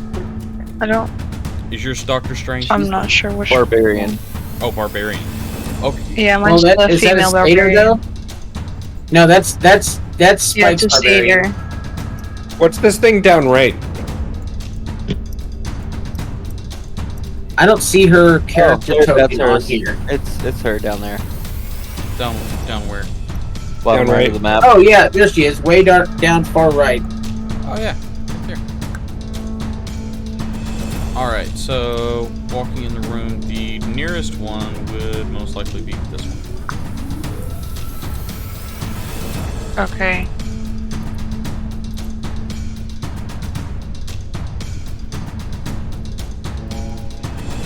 It's 32. Since it now has me, it's no longer doing its thing. 32 does in fact hit. No, you are restrained right now. Getting a nice tree hug. Yeah, I just meant nobody else has to like wisdom saving throw. No, no one has to wisdom saving throw at this point. It's Okay. already done its fly trap. Or sorry, charisma saving throw. Wisdom would have been good. Yeah, matter of fact, you are restrained right here, so go ahead and put that on you. That little net on you. There we go. That's the wrong one. 32 does hit. Oh yeah, you're right. Okay. My and bad. then for 13 bludgeoning damage. And then I'm just gonna go ahead and do it again. Where am I here? Yeah. For 33, I assume that would hit too. Yes, it would. He's back! With a 17 bludgeoning damage as well. Okay. So let's see. Math. Okay. Okay. So 2 I strikes. think I've actually joined the game. Yay! Yes, you have. So 2 strikes into this wraith, and you feel it grab onto something, but it also slices through, kind of like a thick fog. It definitely does damage, but not as much as you would expect it to. Is there anything else you want to do with your turn? I'll go ahead and burst into rage, which I probably should have done in the first place, but that's okay. Alright. You are raging. That does bring us to Tinker. Alright, so Tinker is going to take a step back towards the door, and then he is going to pull out his rifle, Okay. and he is going to take a shot at this guy. Okay. Does a 25 hit? 25 does hit. So that's going to be 21 points of piercing damage. Okay, and that's a standard rifle. That's not a... Yeah, that's just standard hunting rifle. Okay. 21. And then he's going to take another shot because I get 2 attacks. I think. Okay. Let me make sure. Yeah, I get extra attack. So he's going to take another shot with the hunting rifle. That's going to be at 17. 17 does hit. And there's 18 points of piercing damage. Let me look at something real quick here. Okay.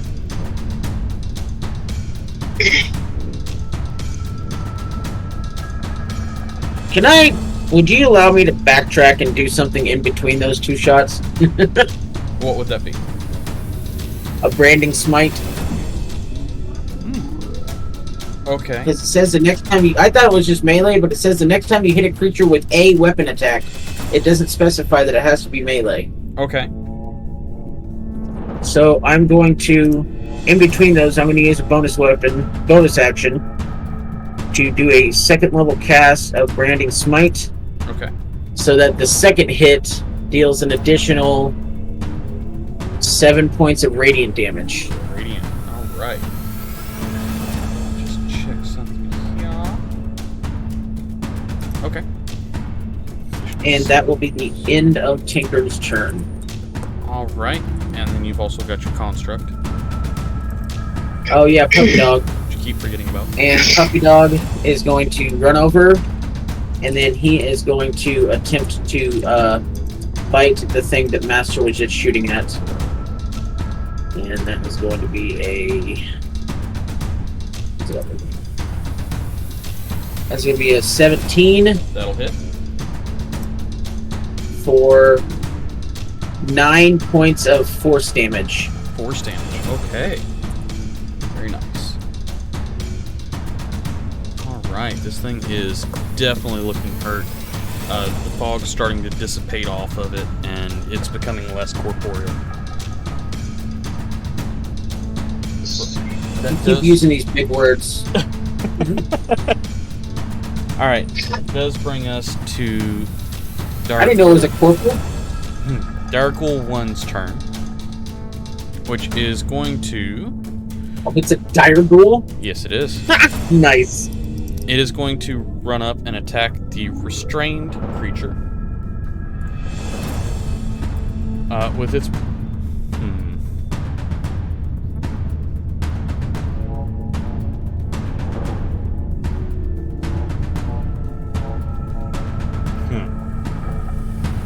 It's going to use its gorge attack on... Well, that sounds bad. Yeah, it's going to use its gorge attack on the restrained creature. So, Flagnor, I need you to make a dexterity or strength, whichever one is lower, saving throw. Oh, that's messed up. That's not nice. I love this creature and the fact that that's actually specified.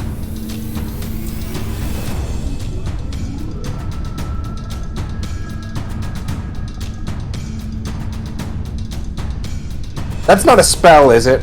No, it's not. Okay. Actually, what sounds more like a legendary legendary ability.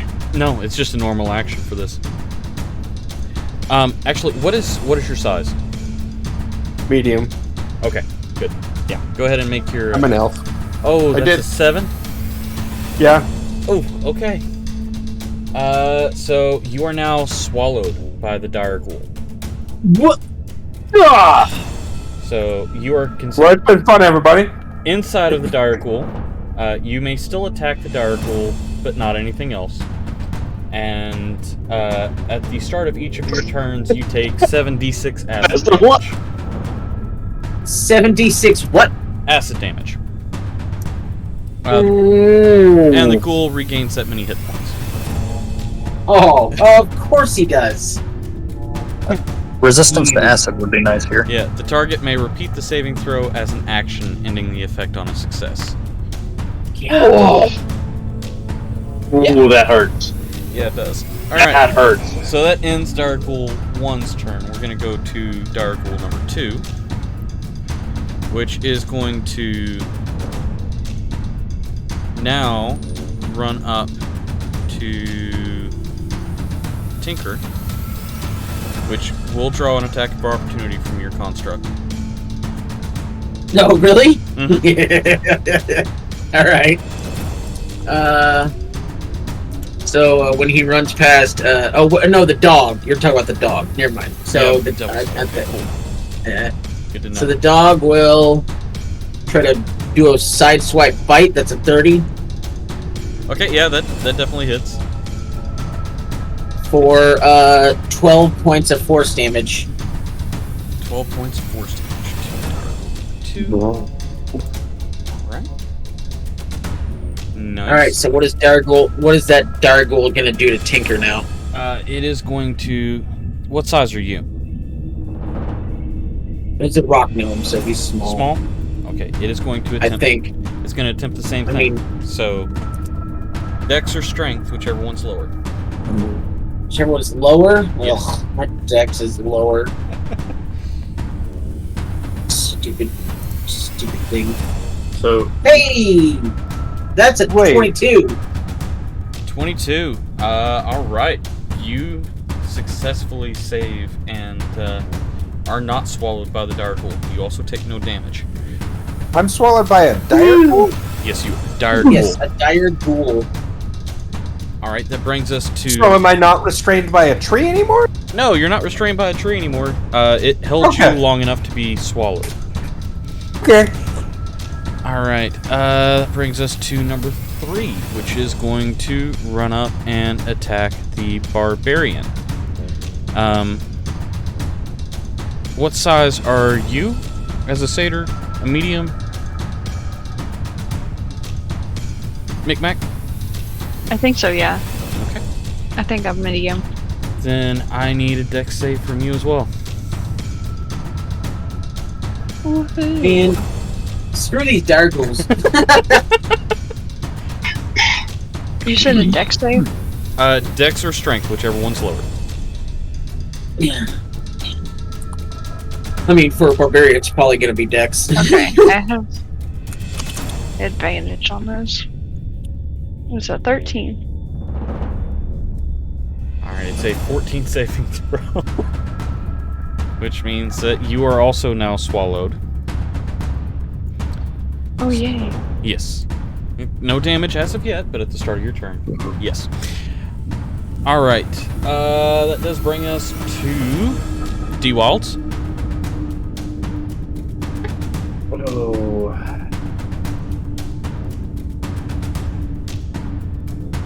Come on, little turtle. I do need to keep track of who's swallowed, though, so let me go ahead and put some color on this. There. We've only got 2 swallowed at the moment, right? I think. Okay. For now. Okay. You try to swallow my puppy and I'll punch you. I don't think they're interested in a construct. Alright, D-Wilds, what do we got going on? I'm thinking.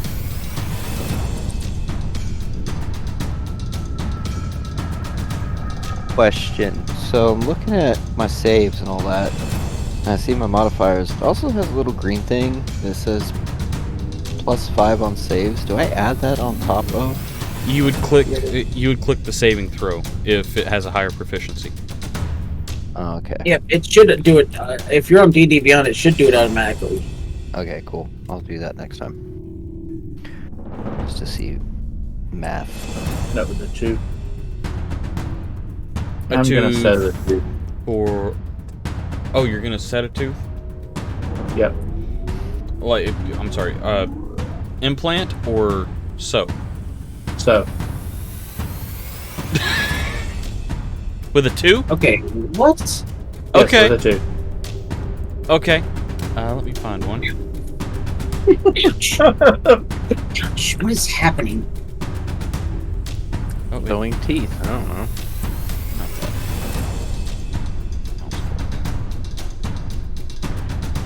that. Okay. Hey, what's the name we're not supposed to say? I'm just playing. Don't do it. There we go. I believe it was. But she's just. Was it the vertex? Vortex? Vertical? What's your vector, Victor? Ice Roy? Okay. Yeah. D-boy. You have a obviously Voldemort. you have a new ally on the field. Does not look greatly helpful, but he is there nonetheless. What else would you like to do? That's rude. He's plenty helpful. I'm going to, I look at the ally and say, "Hey, buddy, you should go in there and check that tree out for us." Make a persuasion check.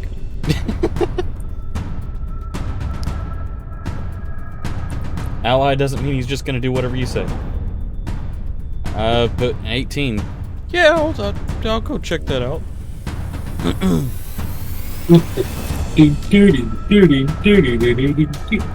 Oh, this is going to go so well. Alright.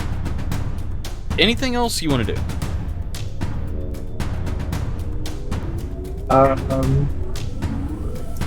No, that's it for now. Okay. Red, that brings us to you. If you can hear us. I don't see him in Roll20 anymore. No, but he is in chat, so I thought maybe he could hear us there. He died. Alright, rocks fall. No. Oh. I think he's from. There we go. Alright, What do you want to do, Red?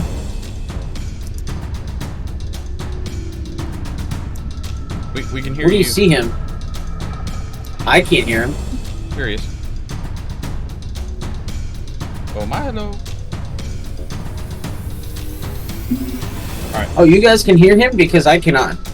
No, I can't hear him. No, I can't hear him now. I saw his name light I up don't a hear couple him at all. times. Okay. We're gonna skip over him for just a second. It does bring us to Wraith number 2.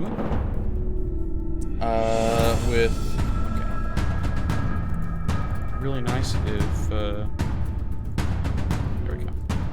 For some reason, they weren't showing up. Alright, so Wraith number 2 is going to attack your dog. And that Alright. going to be... Ow. Oh, wow, why did it do 2 20s? I You don't... critted both ways on that. Yeah, I did. Okay. Okay. So, it's using its life drain on that. I misclicked, and I accidentally clicked 2 instead of just clicking the normal one. But the very first one is the one that hit. So, it's using life drain on it, which is a 26 to hit. I'm assuming it does. It's 40. Well, I mean, it's a crit, so yeah. Yeah. Okay. So that is 23 necrotic damage. Okay. And I need your dog to make a DC 14 Constitution saving throw.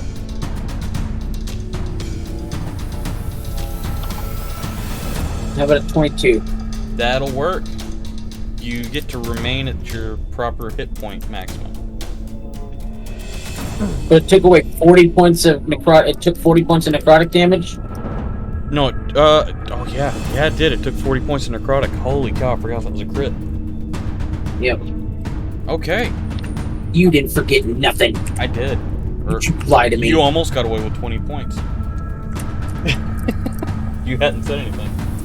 Alright, brings us to G4, which I believe is up here. Yeah.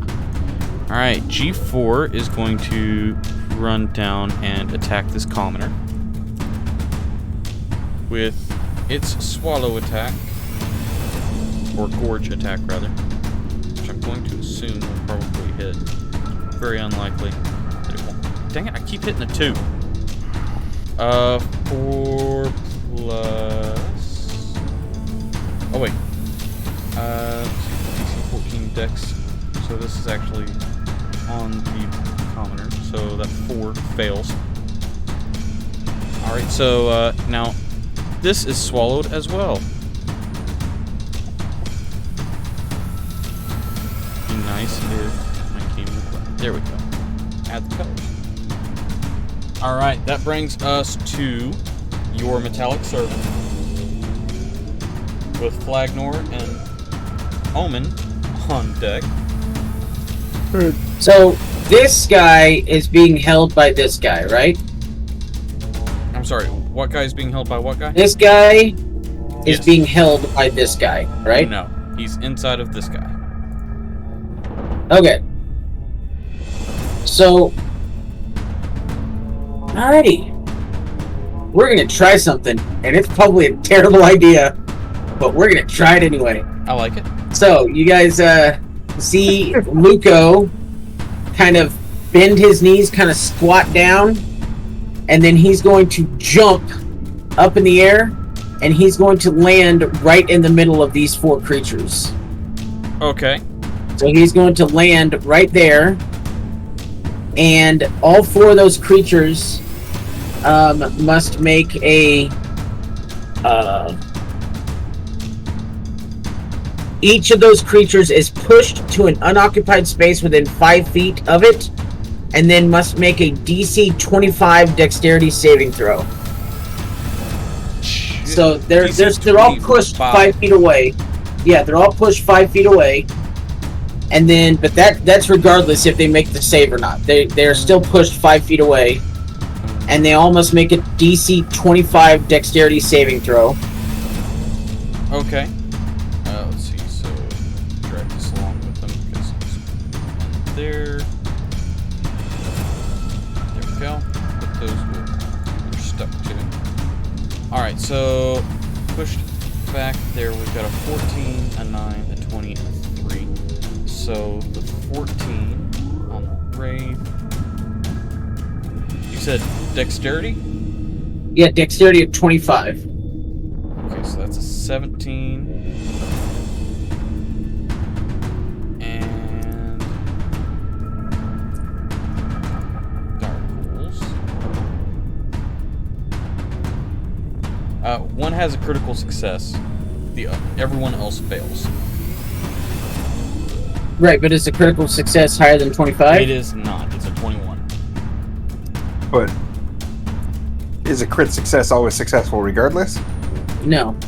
According to the rules, no. I typically like to make a crit success or a crit fail count because it gives more incentive to actually make it work. Well, I think the thing with a crit success is instead of taking, like on a failure, you normally take half damage. Mm-hmm. But if you crit success, you take no damage. If you crit success but still fail. Right. I think is what it normally is. Or Right. crit fail, or I don't know what it is. So with the natural 20, that's as good as you can do. I typically will give that one a success. If that goes for you guys as well, even if you don't meet the DC. So everybody but that guy takes 36 points of bludgeoning damage. 36. And they are knocked. And the ones who fail are knocked prone. Okay. The guy who rolled a 20 takes, I guess, 18, and is not knocked prone. Okay. So that does bring in an interesting question.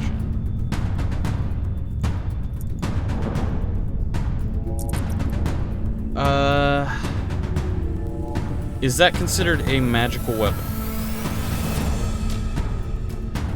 His jumping attack? No, the Mighty Servant in general. I don't know. That's why it's an interesting question for me. Kind of like how fleshy he was. There would be something like attacks are magical in nature or something like that somewhere in there. It's a magic resistant construction, but that just let's see here. Well, if it's a construct, it's not magical, right?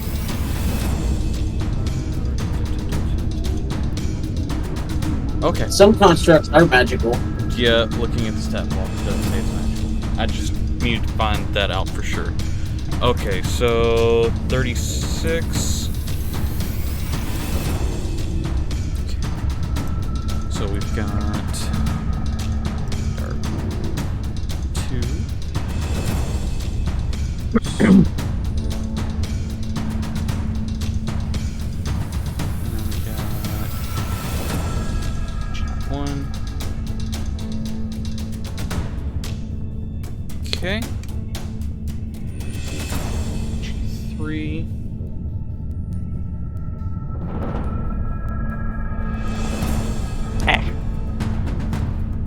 And G. Right back. Okay.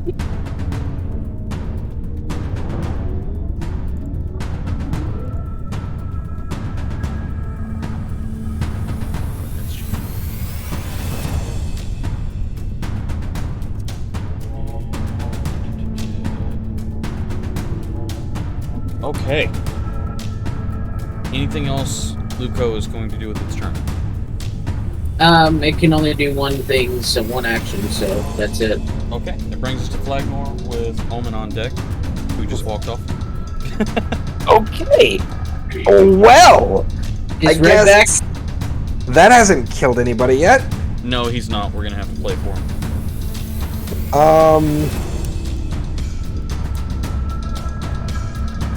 So do we want to take his turn real quick before?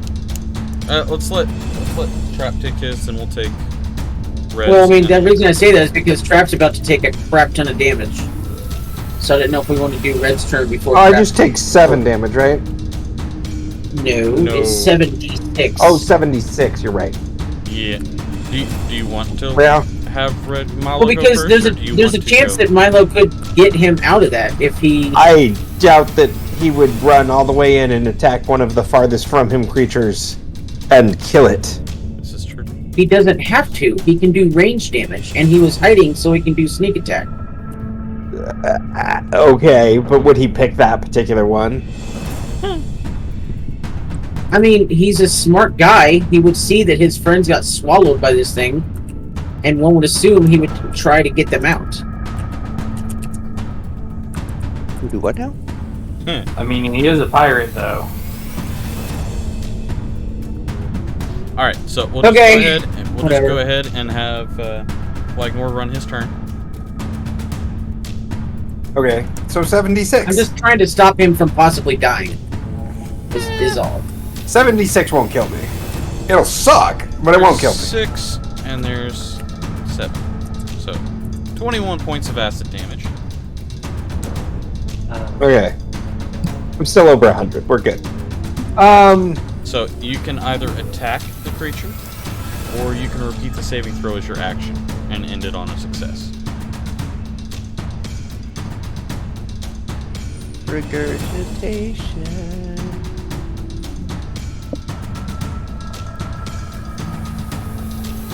DC of 14.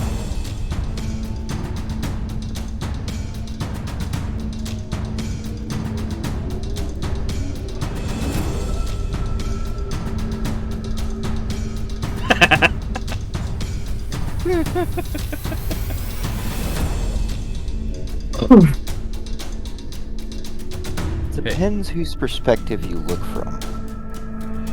I tried to warn him. And this is the least of the worries.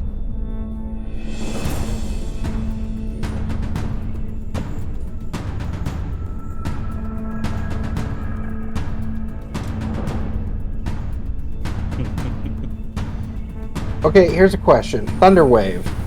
Yes. It never In- gets old.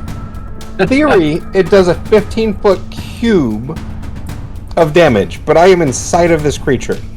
Okay. What does it do? I mean, I would assume it still goes 15 feet Yeah, because it- it can go through walls. Right. Okay. The stomach lining is just walls. Alright. Well, I'm going to do a 5th level Thunderwave spell then. Jeez. Okay. Okay, just so you know, That's I think I told you this 15-foot radius. before. It's all creatures, not just the bad ones. Yeah. And that's a Okay. 15-foot radius that you just did, not a 15-foot cube. Oh, is it? Oh, is it radius? Well, what? No, I think the you're doing Thunderwave there- spell is cube, Right. and you're doing it. It's in a 15-foot cube. I assumed that would be... Is Correct. it cube? See, that's a 15-foot radius of the cube. What? So you're looking at about Like, this would be a 20-foot cube, I would think. right. So, like, 15 would be 5 less than that. So it would really only hit Right the in dog middle there. and 2 creatures. Yeah, the dog and Oh, wait. No, I'm actually technically here, because I'm inside of this guy. yeah. So it would hit 2 creatures, the dog and the construct. No, No, it wouldn't hit the construct or the other creature. You're right. You're right. You're Right. right. So it would just hit the. The creature I'm in and the one next to me. Yeah. That'd be perfect. Okay. Yeah, let's do that. All right, and All right. that's what, a dex saving throw or It is a 21 Constitution saving throw. con? Okay. So for the dire ghoul that you're in, that 15 plus 6, so that's 21. And for the wraith, that's an 11. Yay shapes.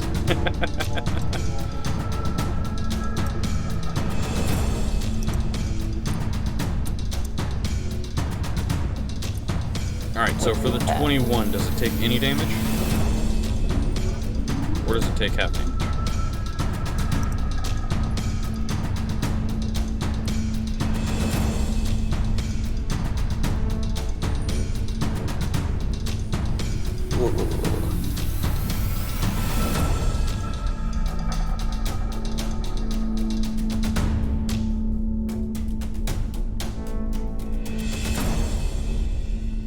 Oh, also.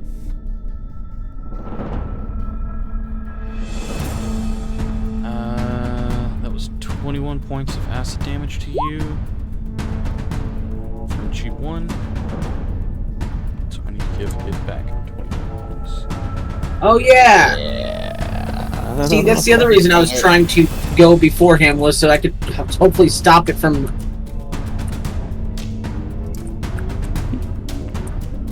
23 thunder damage. Okay, so with the save, is it half or no damage?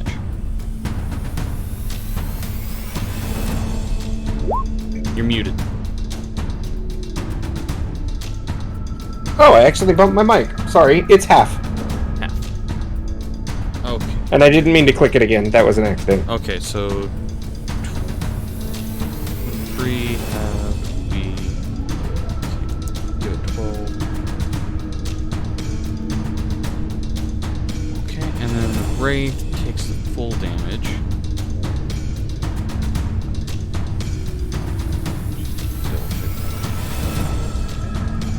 Good. That one takes half damage as well. That is. What is that? Wraith 1. So, okay, that one's starting to look hurt. Wraith 1's starting to look hurt. Anything else you want to do with your turn?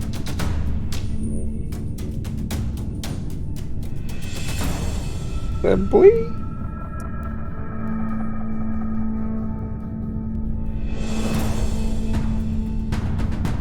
Oh! What? What? Here's a question. Can I Misty Step out of a creature? Yep. Yeah, you can.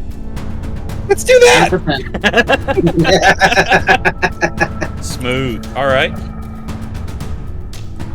So I'll use this. Let's do that!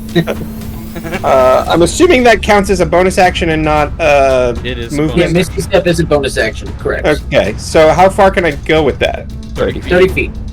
Okay, I'm gonna be over here. Alright. You had enough of the ouchies. Gotcha. Alright. You still have your movement if you want to attempt to run away even further, but... Nah, I'm good here. Okay. That brings us to Let's Omen. get out here. Hurt. What are these little black skulls on the monster dudes? Prone. Oh. Oh. So if you Gives attack you them, you have advantage, doesn't it? advantage. Yep. Cool. I'll take a step forward. Look over at this guy laying on the ground. Just all. Stab with the glaive. Is that an undead? The Dargle? Yes. It is technically an undead, yes. Okay. So I get advantage, right? You do. Get advantage. So close. Close. 31 will But so it's the 19 plus 12. So yeah, it's definitely. Morgan, Morgan. It is a 31. Look at that. Look at that. Look at that. All right, so that is.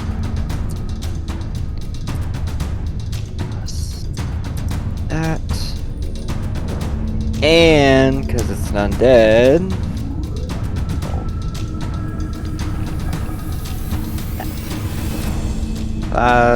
14 points of damage to that one. And it's radiant damage. Mm-hmm. Yes, Every bit of it. Every bit of it? Yeah, because we combined the Every hex ding dong bit blade of it. to the glaive, which turns its slashing damage to radiant. Okay. That one is starting to really look hurt. Cool. Rinse and repeat. Alright. Oh wait. Yeah, I typed it right.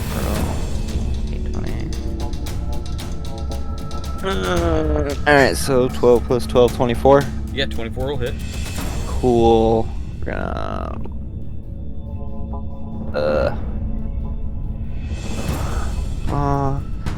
and it's undead. So get one of those. Right? Yeah. So that's another 16 points of damage. Alright, and all radiant as well. Easer. Sir. Alright.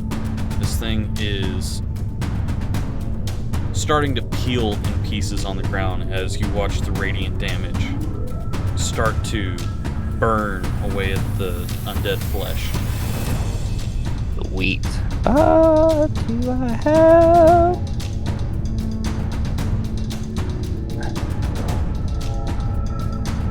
What is this?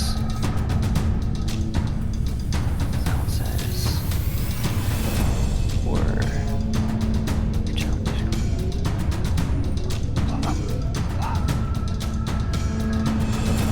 where's the thing I read?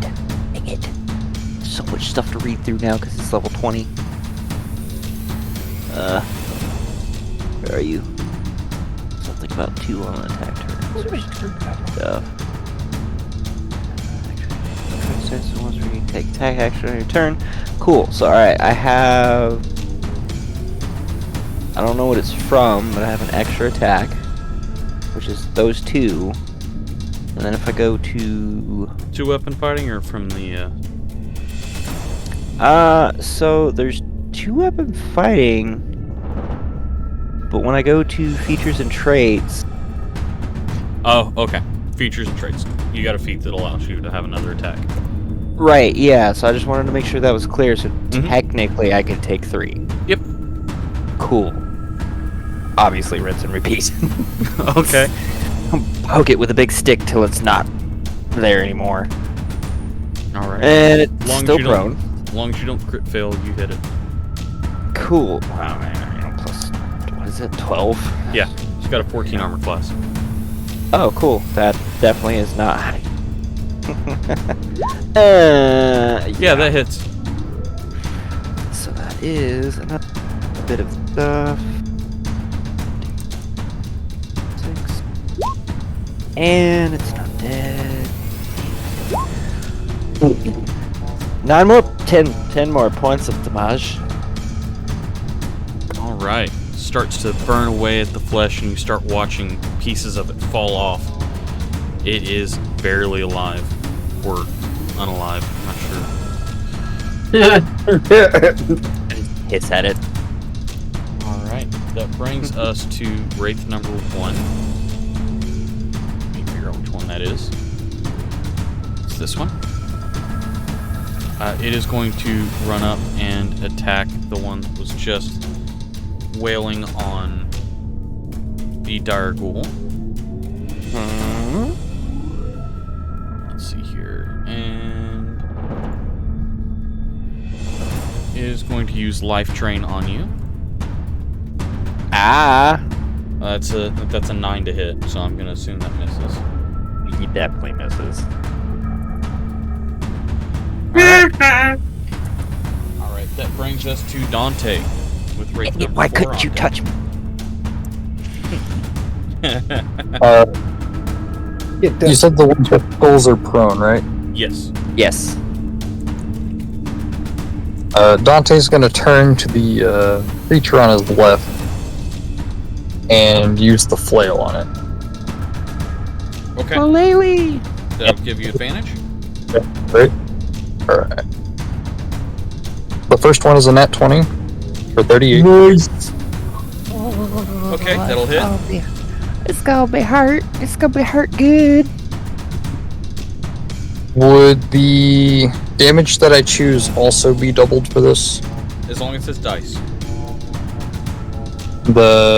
Any dice that you roll is double. Yeah. Alright. Oh. It'll be 10 damage d. you gonna use?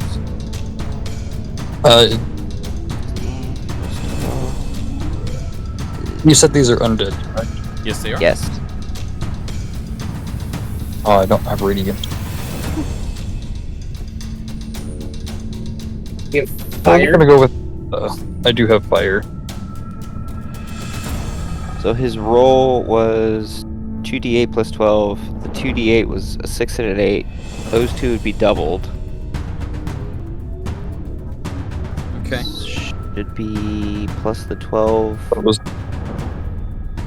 26 for the flat roll. The damage that I chose adds an extra 27, so 52. 26 and 27. So you're not doubling the modifier, correct? No. Correct.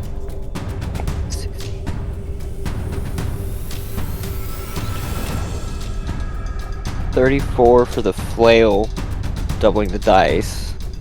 And then his custom damage roll, that's 10d4. Do those get doubled? Yes. So that's double of 27.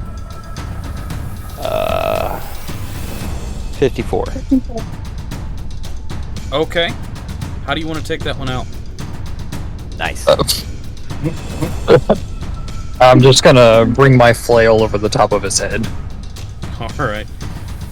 That one hisses after not being able to chew down on the creature that attempted to, and you just smash the skull through the body of it, and it falls limp. All right, you still have attacks, so. My 3 extra attacks. I'm going to attack the one to the top right of me. Oh, yeah, this that one. one. This one. Okay. Wait, which one? The one that's just right here? Just that one. Okay. And that one's not prone, so just a flat roll. I rolled a 19. The 19, that'll hit. For 37, which that would hit. 19 plus 18. Yeah. 20 for the flat damage, plus the fire damage. Would be... Sorry, you broke up pretty bad there. Just, you can give me the total number there. Oh, actually, 32. 32. And how much of that was fire? 12. 12. So...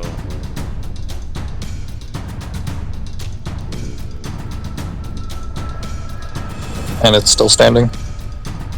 Yes, it is. Alright, we'll hit it with one more. 31 to hit. That'll hit. Heard the second one. Okay. Also fire damage.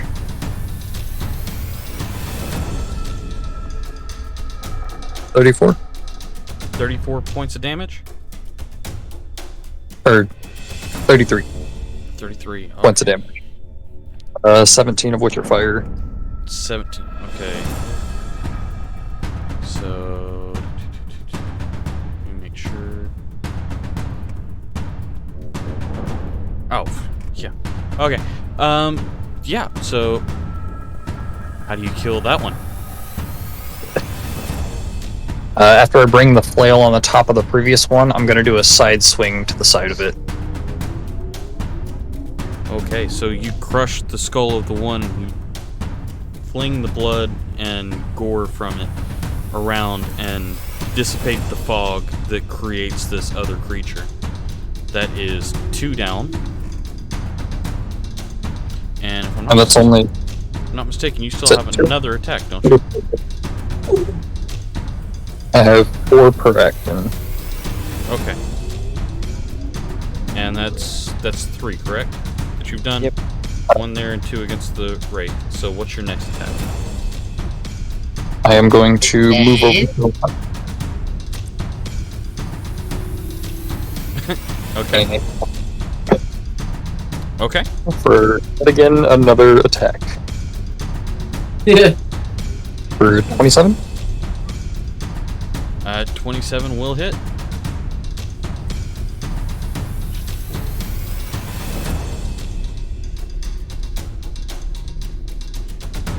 For 26 points of damage.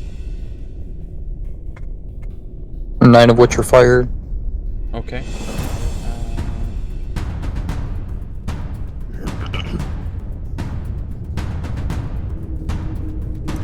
Okay. So that one is looking hurt, but it is not down yet. Would action surge count as a bonus action? It is not a bonus action. Action surge is... sorry, just a second. Yes.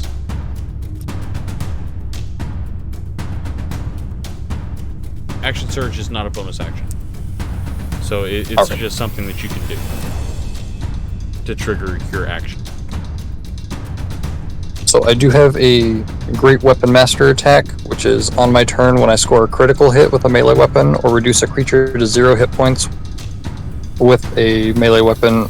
I can use another melee weapon attack as a bonus action. Nice. Okay. So I'm And you did both of those things. Yeah. I'm gonna go ahead. So, with that, cause just curious, trying to learn barbarian stuff. Seeing as he zeroed out 2, does he get 2 bonuses? He only has 1 bonus action. Okay. Yeah, I don't think it stacks. Okay. Yeah, that was my question, is if it stacks or... Okay, cool. Good to know. I wish it did. Right. We all do. Oh, Well, it's still the Barbarian's turn. He's killed 3 things this round. Let's see if he can go for 4. He's just knocking them out of the park, ladies and gentlemen. Just left and right, just going ham. So, what's the attack roll for this one? 30 damage. I rolled a 31 to hit. Oh yeah, okay. And you said 30 damage? And 11 which are fire. Okay, so that means that 19 is not...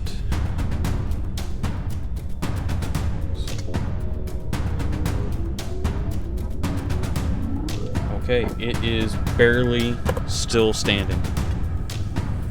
And now I'd like to use action surge. Alright. And we're gonna go ahead and finish it off real quick. Not Hulk smash. So 30. Yeah, that hits. Well, yeah, that's exactly what this is. This is Hulk smash.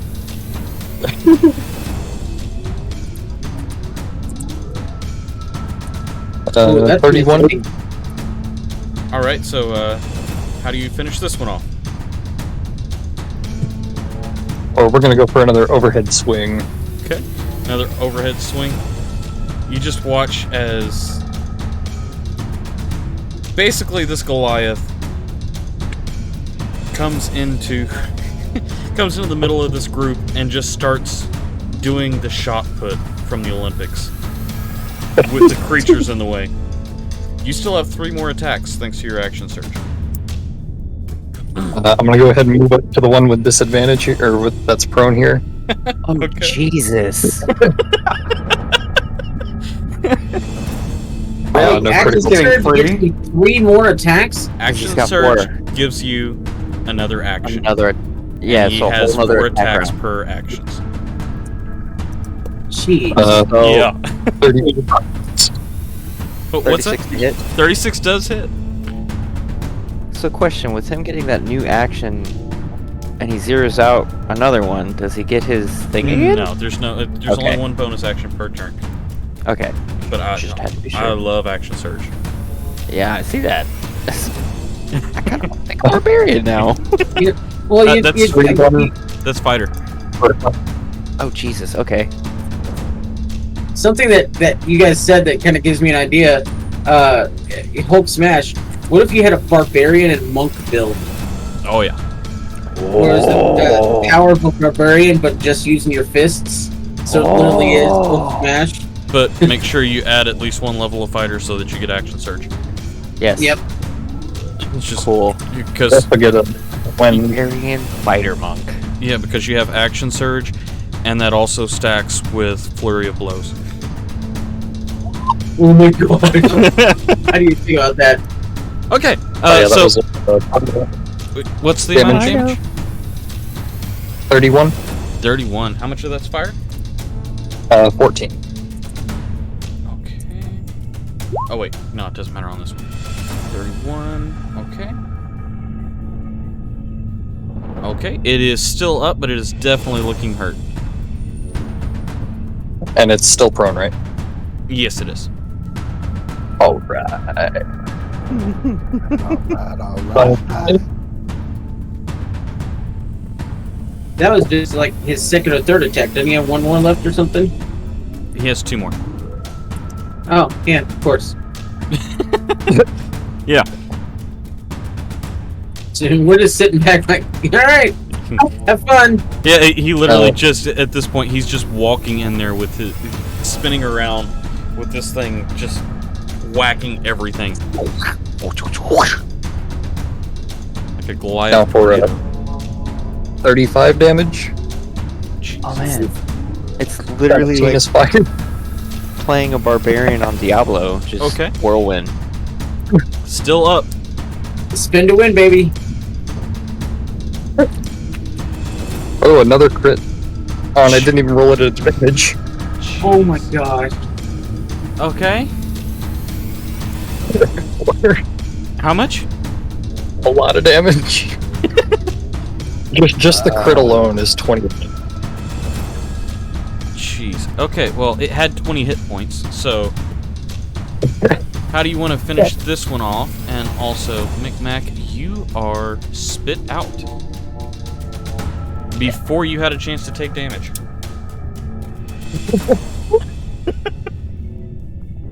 This one's gonna be a swing to the gut. All right. So you guys watch this barbarian just sit here and full-on cyclone with his with his weapon and wipe out a little bit over half of the field. And there's still one more attack, I believe. Jeez, yes. Wait. I think that was 4. Yeah. Yeah, that was 4. That was your last one to hit there. So you wiped out a good portion. No more. Alright, that brings us... Oh, wait, I need to... Leave some for the rest of us. Let's see, G3. Let's go ahead and mark that one out, because it doesn't exist anymore. Can I roll for Milo now? Can he get a turn? Yeah, just 1 second now? while I mark all these that are non-existent off the page now. W3's gone. Have to do my whirlwind quick. W4 is still alive. W2 is still alive. G1 and G2.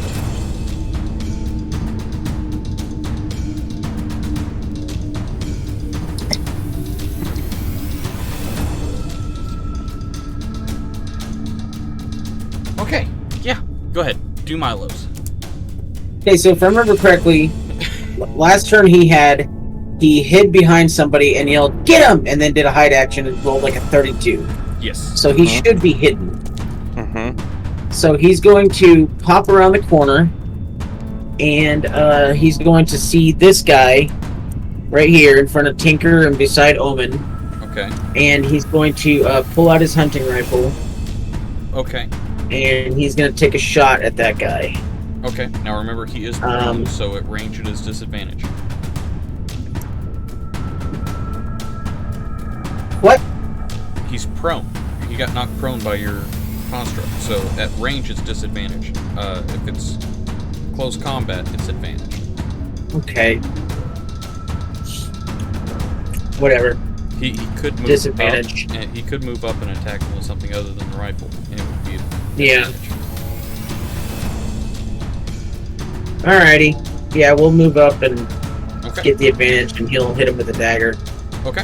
So he'll, move up, and then we'll do it. It doesn't matter which one. We'll do this one. Oh wait, it's advantage. So let me roll again. Jeez. Okay. That'd be a 20. Yeah, those hit.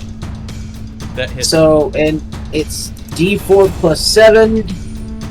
Why did it roll everything else? Oh, because it did sneak attack automatically. Cool. Yep. 37 points of damage. Okay. It's a magical weapon, so... jeez. That one had... Let's see. had 13 points of health left. So, how do you want to take that one out? So while it's down on the ground, I mean, he's just gonna basically prison shank it as it's sitting on the ground and just I can see stab that. it. Just burn up again. And then he's gonna turn around and go, "Get the rest of them!" And then go back and hide back here around the corner again and go into a hide. Okay. And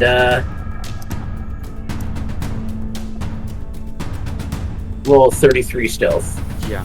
We didn't even see him show up tonight. All right. It's good that Milo rolls such high stealth since Red's not here. Right. Because it's literally like he vanished. All right, that brings us to Wraith number 4, wherever that is, up here.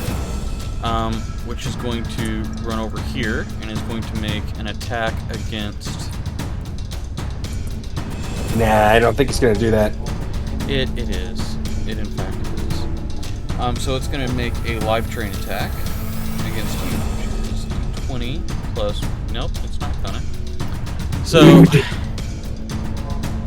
All right, that brings us to Micmac with Tinker on deck. I'm sorry, it's gonna what now? What was it gonna do? I missed that. It was going to attempt to drain the life out of him, but it has no life left to drain. Yeah, it did nothing. Are you trying to say I don't have a life? That's what I said. Anyway. I mean, that's what I heard. Accurate, but mean.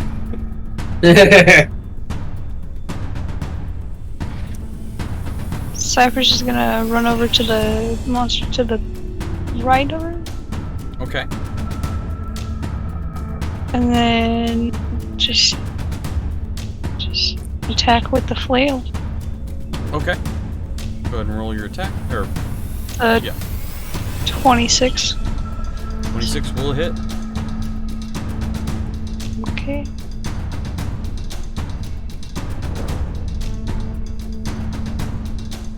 $13 for the flat, and then I gotta roll.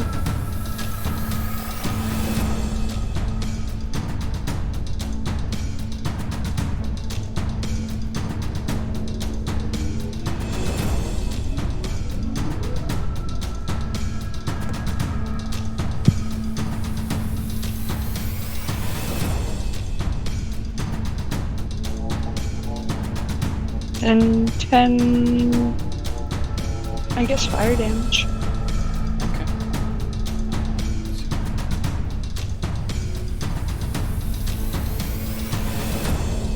All right. This one's starting to look a little injured. It hasn't been touched much this battle so far. Anything else you want to do with your turn? I'm gonna swing again. Okay. That's a 32 to hit. Yeah, that'll hit.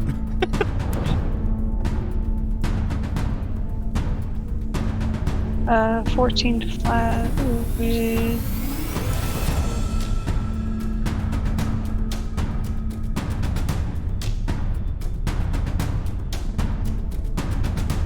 another 14 of fire damage. So 32 altogether. Or 28, I can't keep. Oh, 28. Let's see.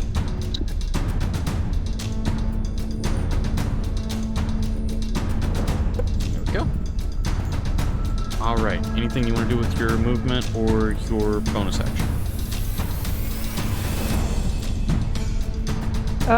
I was already enraged, so I guess add 2 to both sorry. of those. Okay. Ignore that. And then that's it. Alright. That brings us to Tinker. With G1 on deck. Okay.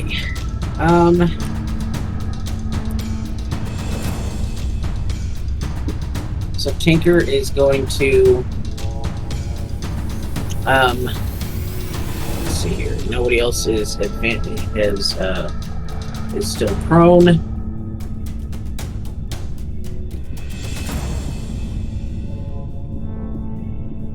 He's gonna go ahead and take another couple shots with his rifle at this guy. So for the first shot, For some reason, my headphones just turned off mid-conversation. 17. Does a 17 hit?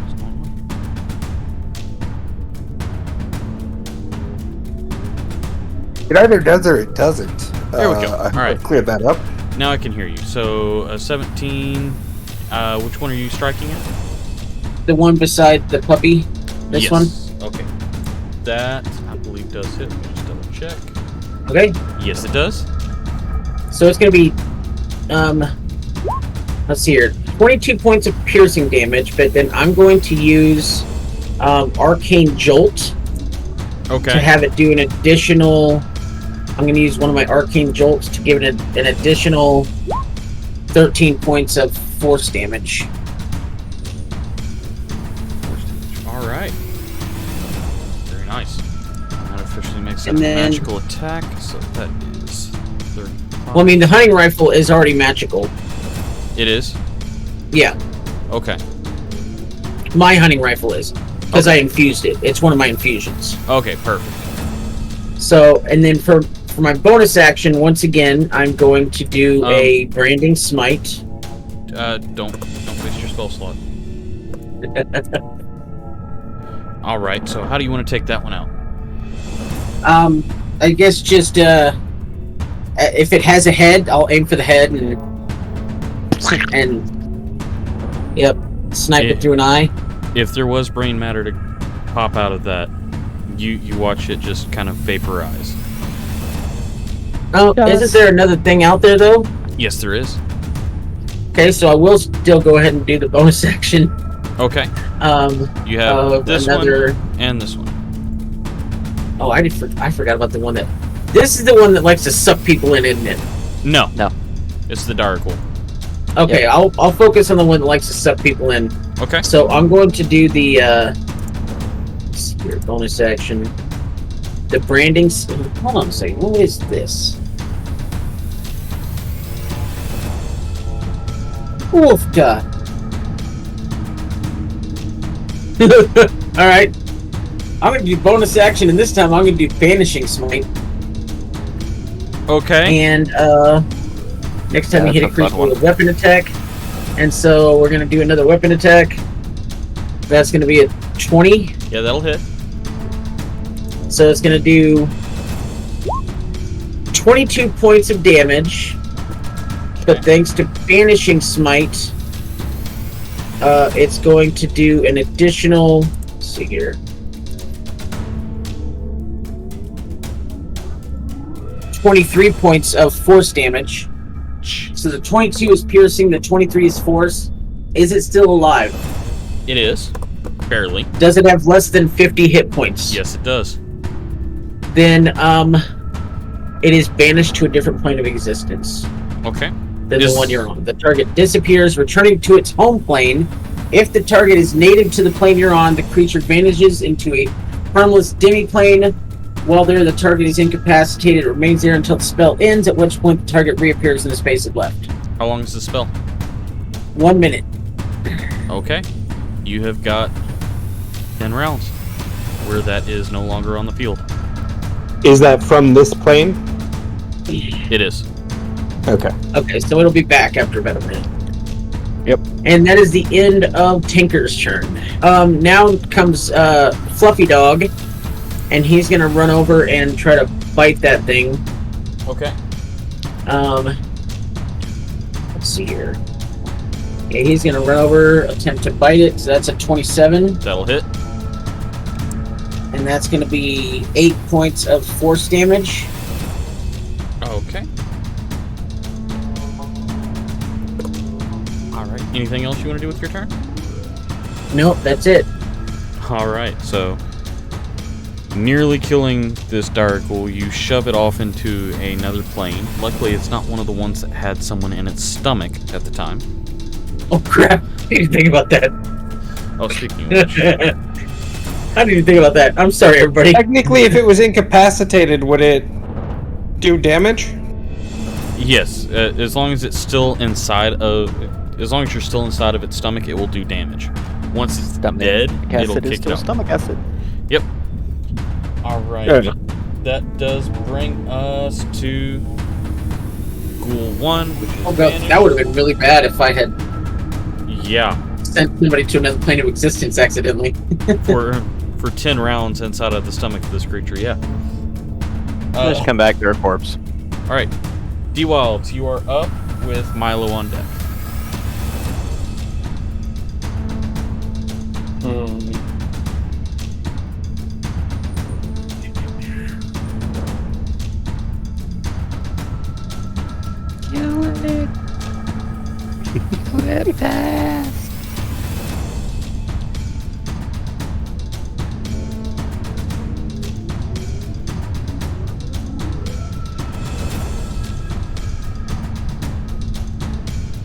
What you doing, D-Walls? Oh, buddy. I'm thinking. Okay. Just making sure you weren't snoring.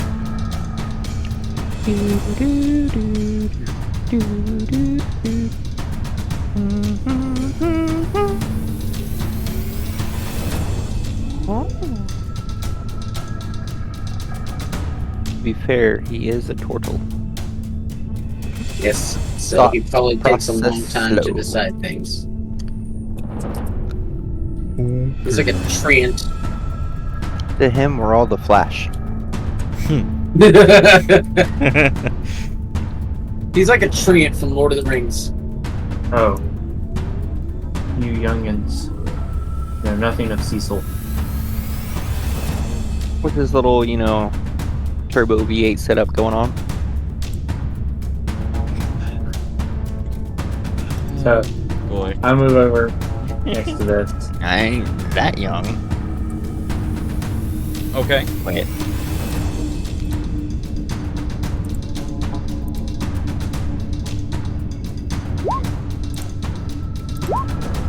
I wonder, is there a thing in here for... Wait, he has the ability to make 4 claw attacks?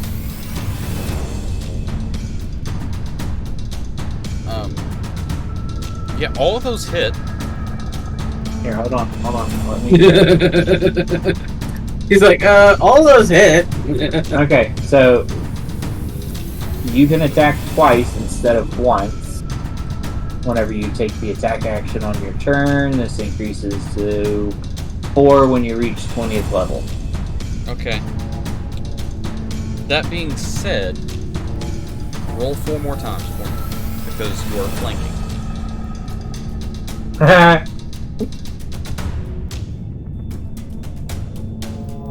See if you can crit any of them.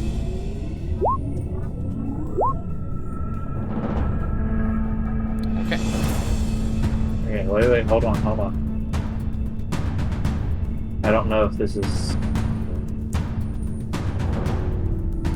Okay, so...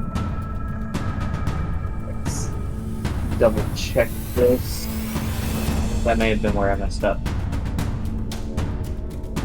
do you mean? That's where I messed up.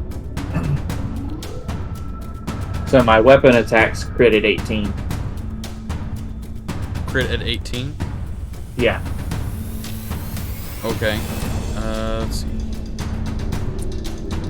Let's see. Claws are considered weapons, right? They're unarmed technically.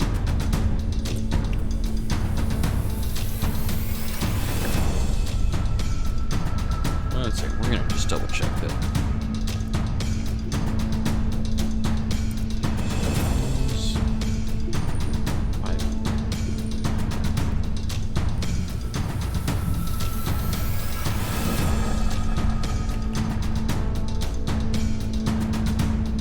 Yeah, it counts.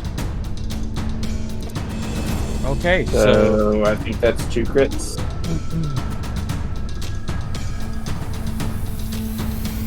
no If we're sir, separating them. you would be.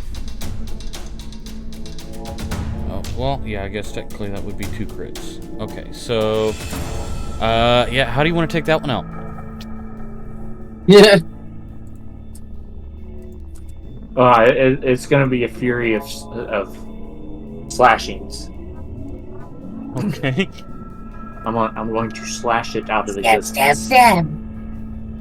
Stab, stab, stab. The one time the turtle moves fast. The turtle runs up and just starts swiping at this thing, and it looks like the video of the raccoon whenever it tries to wash its cotton candy, as it just kind of pats the air and it just disappears. That's a hilarious reference. Alright, so Stretches so much he fanned it away. I'm assuming we're technically a medium out of combat for Right. 56 seconds? Right, and I would say, given the health of the dire ghoul, and the fact that it is the only thing that would be left on the field, it would be easy enough for you all to surround the area where it was removed from and prepare an attack and wipe it out. It only had 10 hit points, so for the sake of brevity... I am going to cast Mass Cure Wounds at 6th level. Okay.